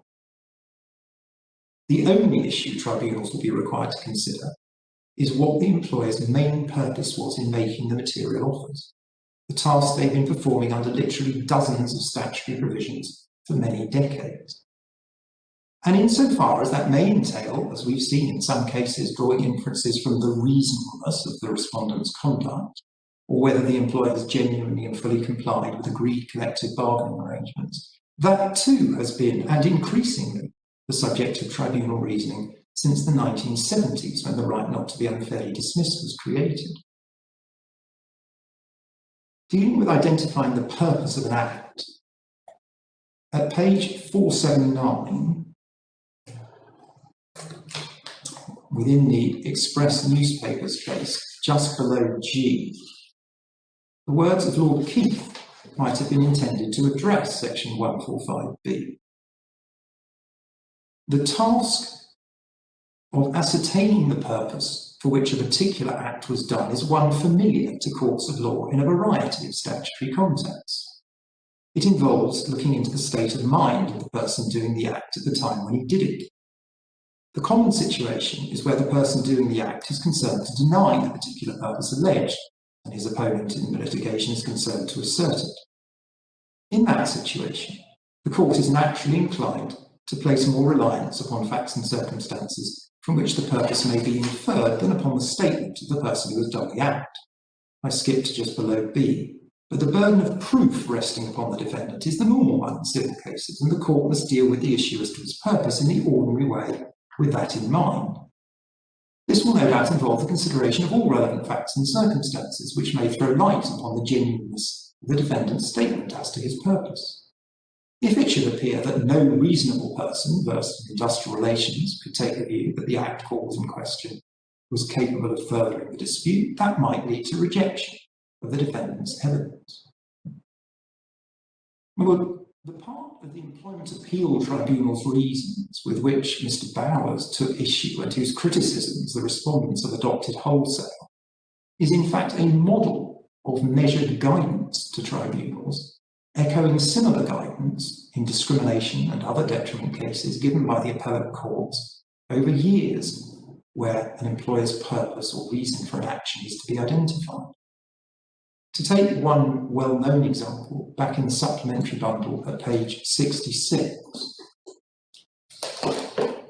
the often cited words of Mr. Justice Alliance, as he was then, in Barr, which were approved in the strongest terms by the Court of Appeal in that case, at paragraphs 99 to 101.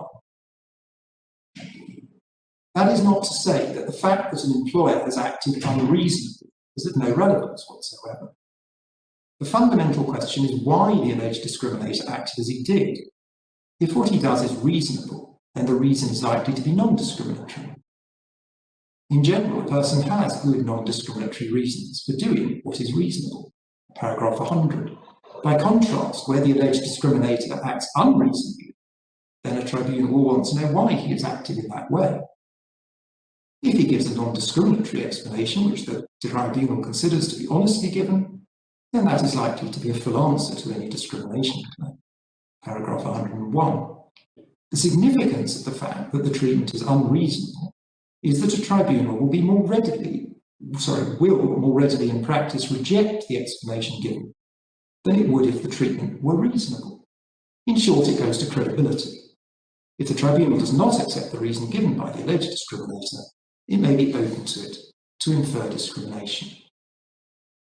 Going back to the main bundle at page 196, compare the very similar guidance given by the Employment Appeal Tribunal in this case at paragraphs 61 and 62, to which the respondent takes exception. I would invite the court to read or reread those paragraphs in full, but for the moment, the last sentence of paragraph 61 must stand for the whole. On page 197, between B and C. As with other detriment cases, where an employer acts reasonably and rationally and has evidence of a genuine alternative purpose, tribunals are likely to be slower to infer an unlawful purpose than in cases where the employer acts unreasonably or irrationally or has no credible alternative purpose. It is, in fact, hard to believe that the Employment Appeal Tribunal in this case did not have either literally or metaphorically in front of it that famous guidance from the case of Barr, a case in which the President of the Employment Appeal Tribunal herself appeared. So much for the respondents' in terrorem policy arguments. In fact, insofar as considerations of labour law policy are material, they militate very strongly against the construction of 145B proposed by the respondent. At 194, within the EAT judgment in this case, at paragraph 55, the top of the page, they pointed out that the consequence of the respondent's construction is that each year the employer could table offers or inducements directly to employees to accept changed rates of pay or varied terms, whilst at the same time maintaining union recognition and an expressed intention to bargain with the union about some or all of these matters in the next bargaining round or in subsequent years. That seems to us, they said, to reduce the scope of 145B almost to vanishing point. The Court of Appeal, in its judgment, with respect, simply failed to address that issue. The respondent's first reply in its written case is that it is unrealistic. But why? If this court were to sanction such conduct, any employer who did not enjoy good relations with its recognised trade union, even if only at the material time, would surely be inclined to do just that. Take this employer. In the respondent's position, why in the following year should it not adopt the same strategy of deciding on a package of measures designed to increase profitability, go through another window dressing exercise of offering that to the workers' union representatives in the expectation that it would be rejected, and then immediately write directly to the workers saying that they must agree individually if they want this year's pay rise and Christmas bonus. Again, assuming this court were to sanction such conduct, it would be almost a dereliction of the duty owed to the respondent's shareholders not to do so. In its attempt to address this issue at page 104 within its written case, the respondent's house of cards collapses entirely.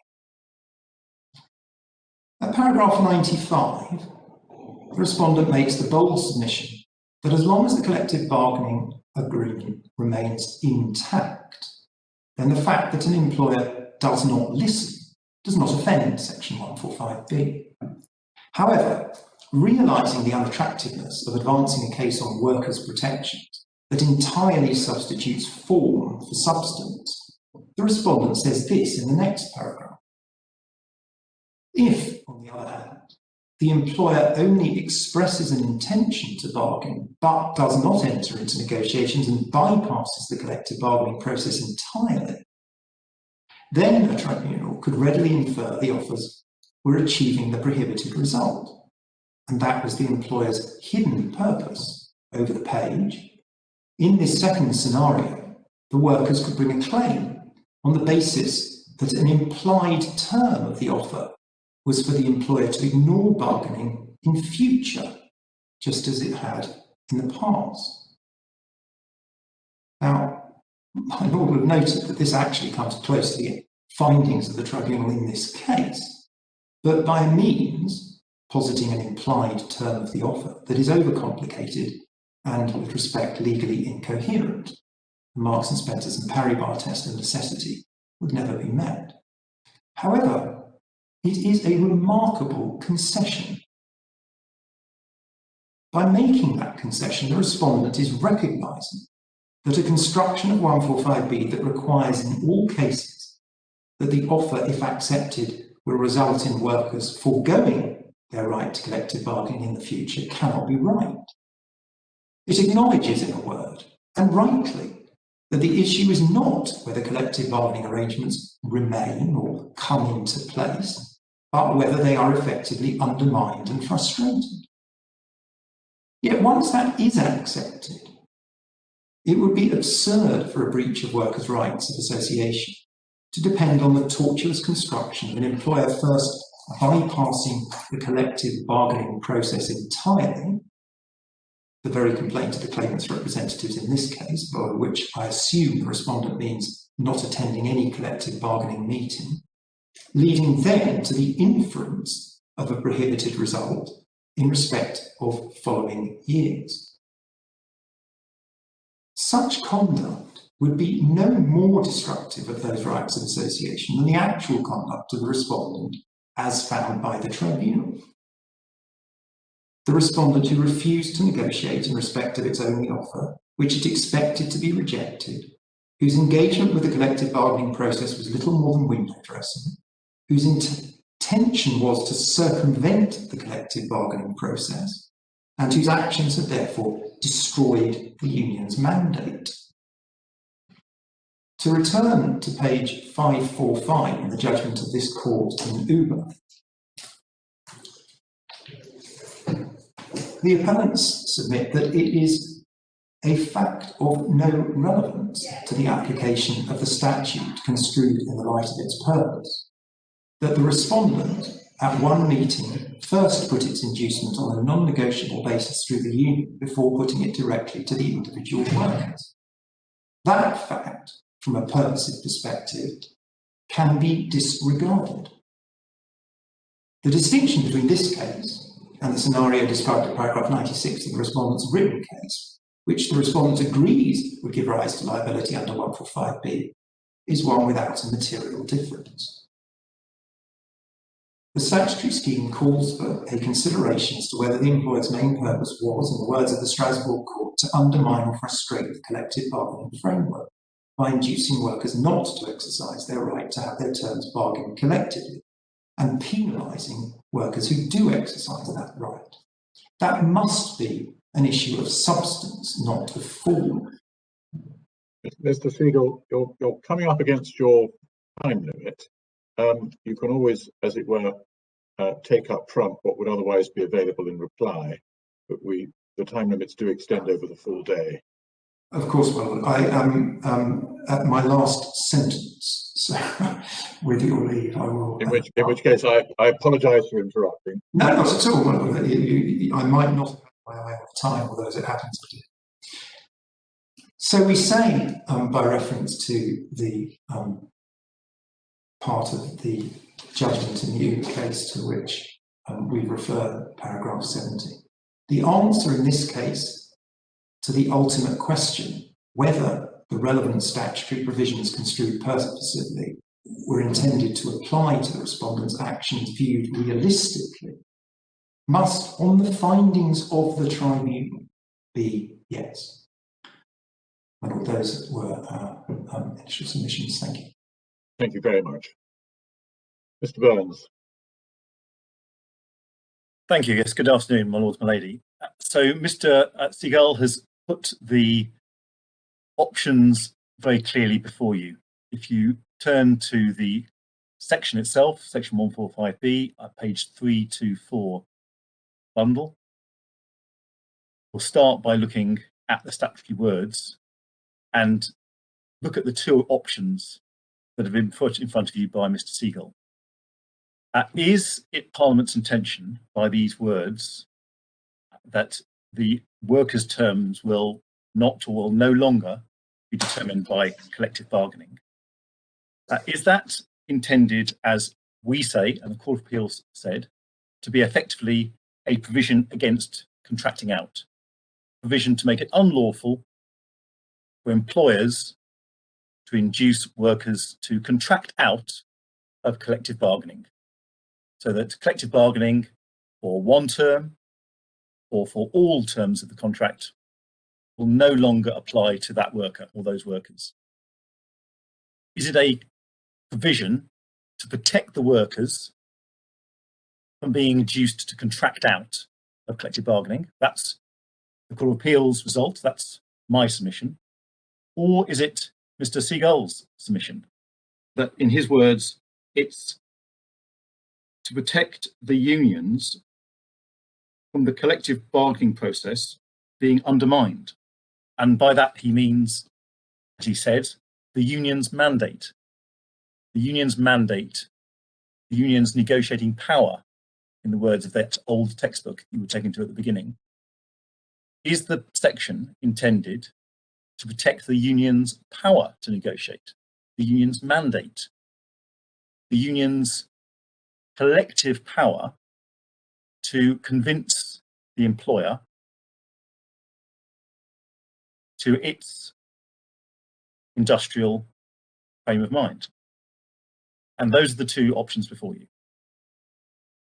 Wilson and Palmer, as is common ground, was a case about the fact that UK permitted contracting out.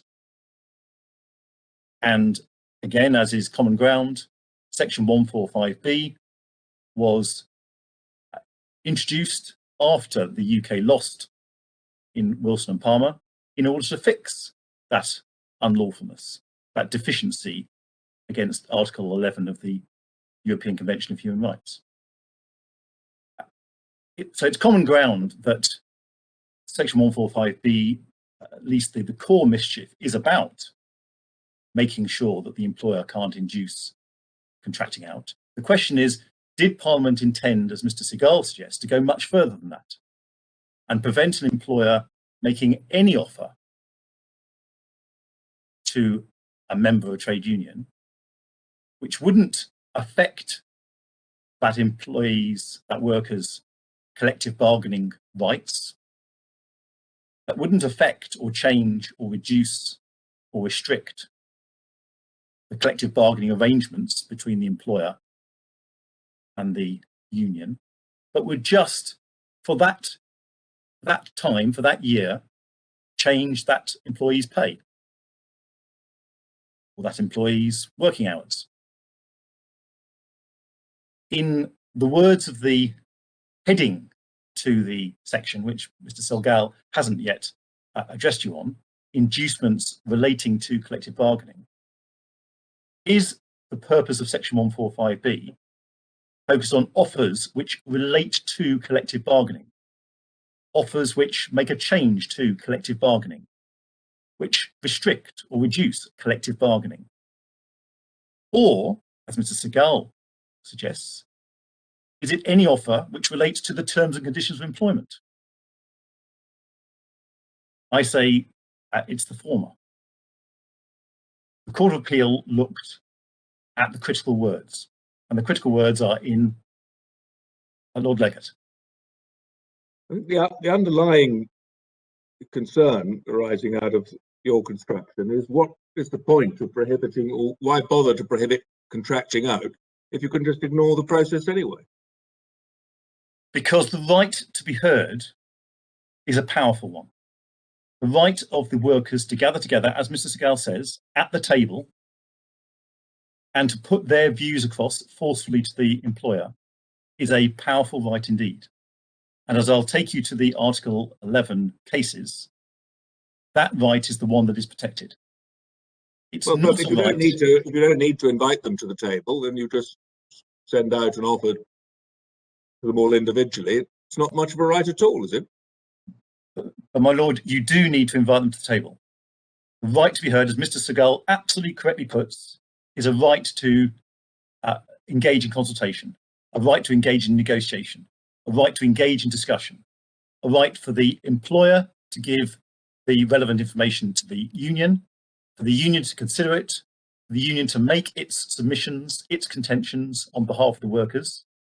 And what it doesn't involve, and where Mr. Segal's construction takes it, is a right effectively of compulsion. And this is the big social question. And it's a social question which is politically and socially debated, and you'll be aware of it. Should employers have to listen and act and abide by collective bargaining? Should they be compulsion in collective bargaining? But he's not suggesting that you have to achieve a result, just that you have to exhaust the process. I don't see at the moment, on your interpretation, what requires you to enter into it, or where the line comes. Because the whole basis of collective bargaining is a voluntary basis. I'll take you to that in a moment. It's not a compulsion basis. It's where an employer, based on trust and cooperation, agrees to negotiate with the unions so that the workers have a collective voice. It's in UK law, and this is the thing that Professors Bogg and Ewing criticise UK law for, there's no model of co-determination. There's no model of compulsion. It is purely voluntary. And yes, in other countries, sometimes in Canada, in the US, in Germany, there is compulsion in collective bargaining. There is co-determination. There is the additional factors that Professors Bogg and Ewing argue would be desirable in UK law, but they accept that it's not part of the common law, it's not part of UK law at the moment. At the moment, managerial prerogative holds sway, as the Court of Appeal effectively found, and Professors Bogg and Ewing say that that shouldn't be the case. There shouldn't be in UK law a right for managers of a company to listen to what the unions say and then say, thank you, I've listened to what you say, but I'm not going to decide that. I'm not going to agree that. What section 145B was there to do was to protect the union's right to be heard, the right to make submissions, the right to collectively gather and present their arguments, their claim, their views, their concerns to the employer. What it wasn't, and this is where Mr. Segal is wrong, is where it is a provision which would penalise an employer who potentially didn't listen well enough, who didn't act reasonably or rationally in giving it a bit longer or by offering a bit more. And that's the real problem of the Employment Appeal Tribunal's approach in trying to address the problem of the union veto by saying there is a way out for employers. They don't have to collectively bargain as long as the union desires. They only have to collectively bargain as long as it's rational or reasonable. And if they have a proper purpose, then they're allowed to go ahead and make the direct offer. And we say that's wrong for this reason. Section 145B is there to protect the workers and the union's Article 11 right.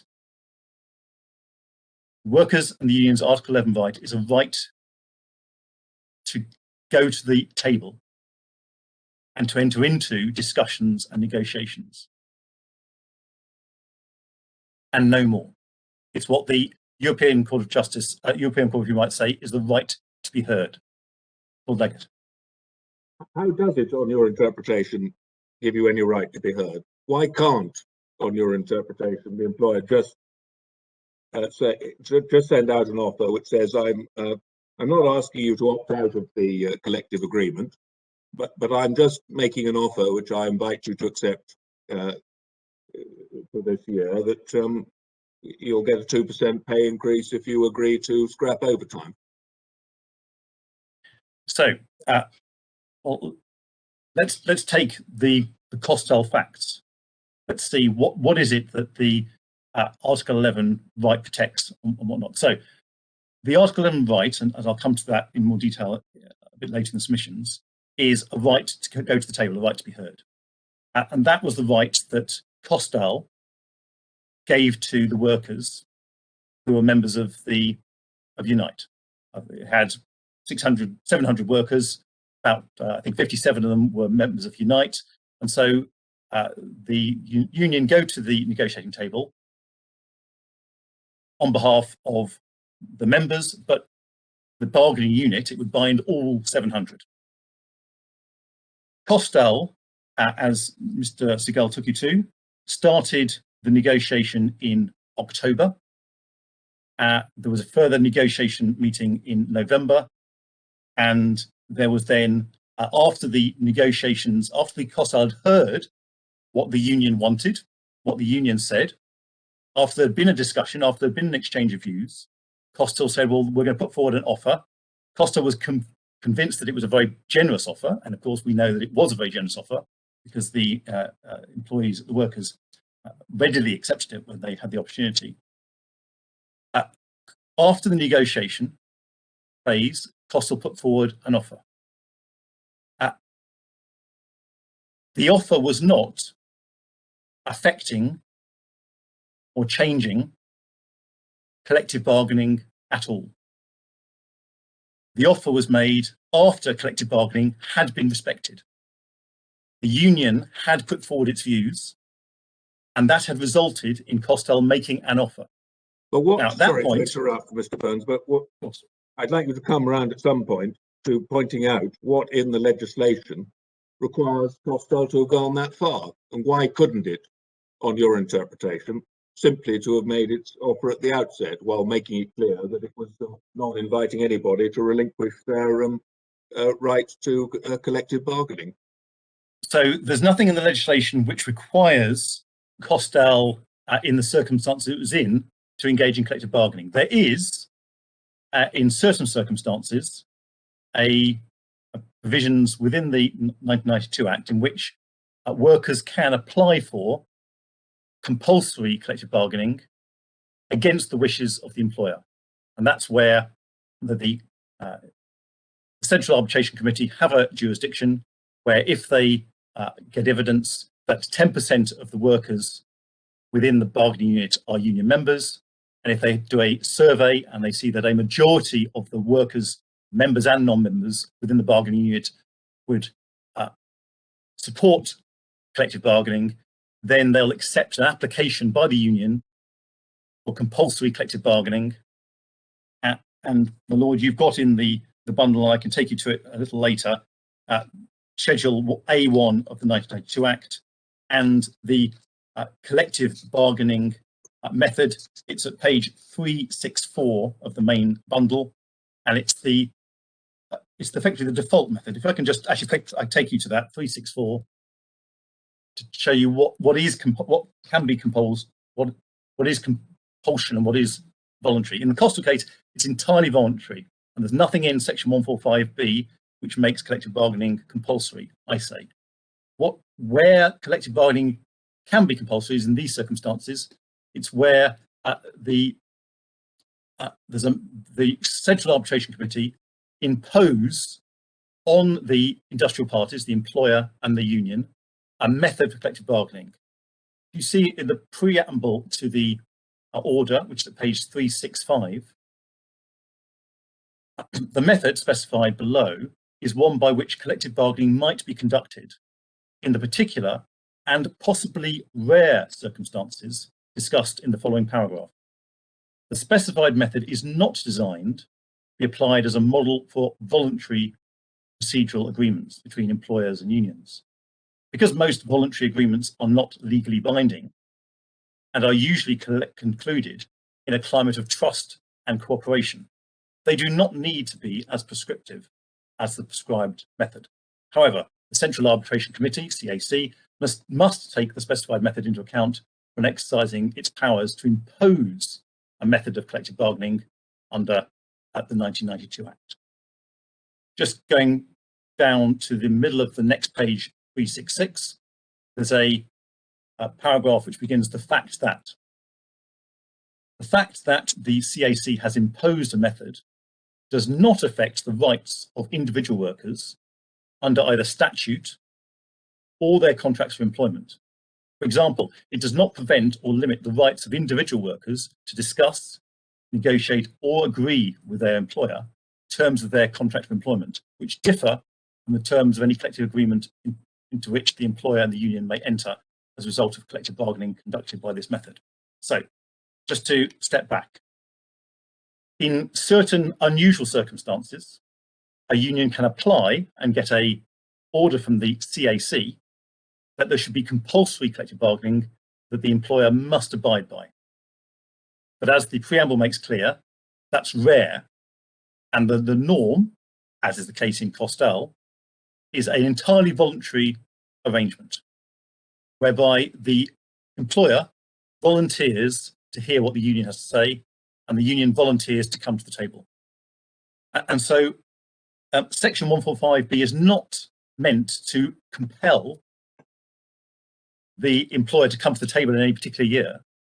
What it's there to do, and the only thing it's there to do, is to prohibit an offer which means that those terms of employment will no longer be determined by those collective arrangements, because UK law allowed an employer to induce the workers to contract out of collective bargaining. And so the union was therefore effectively not allowed, not permitted to come to the table in respect of those workers. Now, there's a philosophical answer to your question, my lord, which is it enough that the union just has a seat at the table? Is it enough that the union just has the right to be heard, to give its views to the employer? Or should collective bargaining be mandatory? Should an employer be forced to go through the collective bargaining process to the end, to exhaust collective bargaining? Should the employer be forced effectively to take on board what the unions say? Now, the European Court of Human Rights has been clear about this. Article 11 does extend to giving the workers a right to be heard. Article 11 does not make it part of the fundamental human right to collectively gather, that there's a right to collective bargaining. I'll take you to the case law about that in a moment. So the right to collective bargaining, or effective collective bargaining, as Mr. Siegel says, is not. The right to be heard is. And so that's why an employer can, where an employer has existing collective bargaining arrangements, Section 145B protects the workers from the employer inviting them to contract out of those bargaining relationships. But what it doesn't do is, if the employer has a particular need to change terms quickly, then, well, almost certainly, because it's in a voluntary relationship with the union, almost certainly it will go through that voluntary procedure. And as Mr. Segal says, we've seen that in recent times. As the crisis hit and companies had to change massively, there's been the two that Mr. Segal, both known to me very well, British Airways and British Gas, where both companies, well-known companies, had to make really very considerable changes to their terms and conditions. And the unions resisted them vociferously. Both in British Gas and British Airways, there was protracted collective negotiation, collective bargaining about the changes. In both cases, there was a failure by some of the workers or some of the unions to agree. In both cases, there were threats of strike, or indeed worse, strikes and industrial action.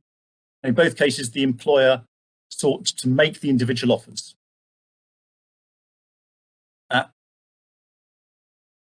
And indeed, in I think both cases, when the individual offers were not taken up, you'll know that the current campaign by many unions and in the media is to ban, fire and rehire. The dismissal from your old contract and then rehiring you, re-engaging under a new contract, which was mentioned by the Employment Tribunal in this case. They said that was a way out of for Kostal, forgetting that the rehire would itself be an offer outside of collective bargaining on the tribunal's terms, and therefore itself would be a Section 145B breach on the Employment Tribunal and the EAT's construction. On the Court of Appeal's construction, it's not. Well, the Court of Appeal got it absolutely right, I say. They held that the situation is not to intervene in the quality of the collective bargaining. It's not to ensure that the union's mandate is maintained. It's to make sure that collective bargaining is available for those workers and those unions. Yes, Lord Burrows. You've used a few times the phrase inviting the workers to contract out of collective bargaining. And I'm just wondering how one determines that. So why wouldn't it be said that the offers on the facts of this case were inviting the workers to contract out of collective bargaining on this occasion? Because, and we can see this on the facts of Kostal, collective bargaining continued on those very terms. We know that after the first offer, collective bargaining, so I'll just go back. There was the collective bargaining agreement, which you've seen had a. Let me just take you to that so that we are on the same page. If you go to page 267, there's the agreement between Kostal UK and Unite, and the bargaining is set out at 272. It's under a negotiating and consultation committee. And it says that 7.1 that formal negotiations will take place between the parties on an annual basis. At 7.2, negotiations will commence normally in October with a normal effective date of 1st of January. So what the parties were envisaging is that negotiations would start in October and that a deal would be done normally so that whatever had been agreed would be introduced on the 1st of January. So the agreement had to be reached sometime before, well, in December, before Christmas. In this case, negotiations did start in October and in November. In this case, they ended with an offer. Kostal made an offer to the union. The union decided to ballot its 57 members. Didn't have to, but it decided it would do that. It didn't recommend the deal to the members, and so unsurprisingly, they rejected the deal. At that stage, collective bargaining was over. It had been finished. The bargaining, the dispute provision could kick in, But at that point, the bargaining was over, except after the first offer, you'll know that Kostal then invited the union back to the table. It continued collectively bargaining over the very terms that were being offered. It collectively bargained over the 2% for some and the 4% for others. It collectively bargained over the Christmas bonus. It collectively bargained over making the 2 15-minute breaks into a 30-minute break, which would comply with the working time directive. So what the offer didn't do was stop. Sorry, can I just interrupt for a moment? I understand that the collective bargaining might have been continuing, but for those workers who accepted the offer, that was the end of it. They weren't going to be taking the benefit of the collective bargaining, were they? No, that's the beauty of it. They pocketed that 4%, and then they can continue to collective bargaining. So if the union had secured, as it wanted, I'm not sure on the tribunal's facts what the union were asking for, whether it's 6% or 5% or whatever. But let's say the collective bargaining continued and the union had convinced Kostal of its case, 5%, then a collective agreement would have been done for 5% pay rise. That would have applied to the bargaining unit. And because that worker was still in the bargaining unit, and because that offer did not contract him out of the bargaining unit, because that offer did not change the collective bargaining arrangements as it applied to him, that worker would get the 5%. So the fact that anybody accepts the Kostal first offer does not stop or does not take them out of collective bargaining at all. And of course, that is what often happens in collective bargaining. The employer will make an offer direct, the employees will pocket it, and the unions will say, right, and now we want more. You've given 1%, but actually we want more. And sometimes collective bargaining, as Mr. Segal will know well, continues for months after the date when it's originally expected to continue. And sometimes, as in this case, the deal was finally done in November 2016 for the 2015 pay round. So the answer to your question is that those workers absolutely had their collective bargaining rights intact, and the union can carry on. And Mr. Segal suggested that the Christmas bonus was no longer up for collective bargaining after December 2015. Well, it would be a very poor union that didn't in 2016 say, and we want that, the money that you would have got for the Christmas bonus, we want that as part of the package. And we do know that collective bargaining continued during 2016. And it's unimaginable that the union wouldn't have negotiated saying, all our members who didn't get that Christmas bonus, we want that money for them now.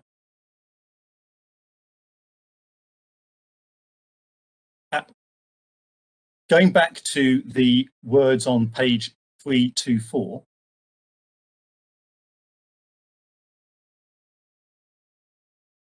and looking in the last couple of minutes at the statutory wording, it all turns on, in subsection 2, the words will not or will no longer.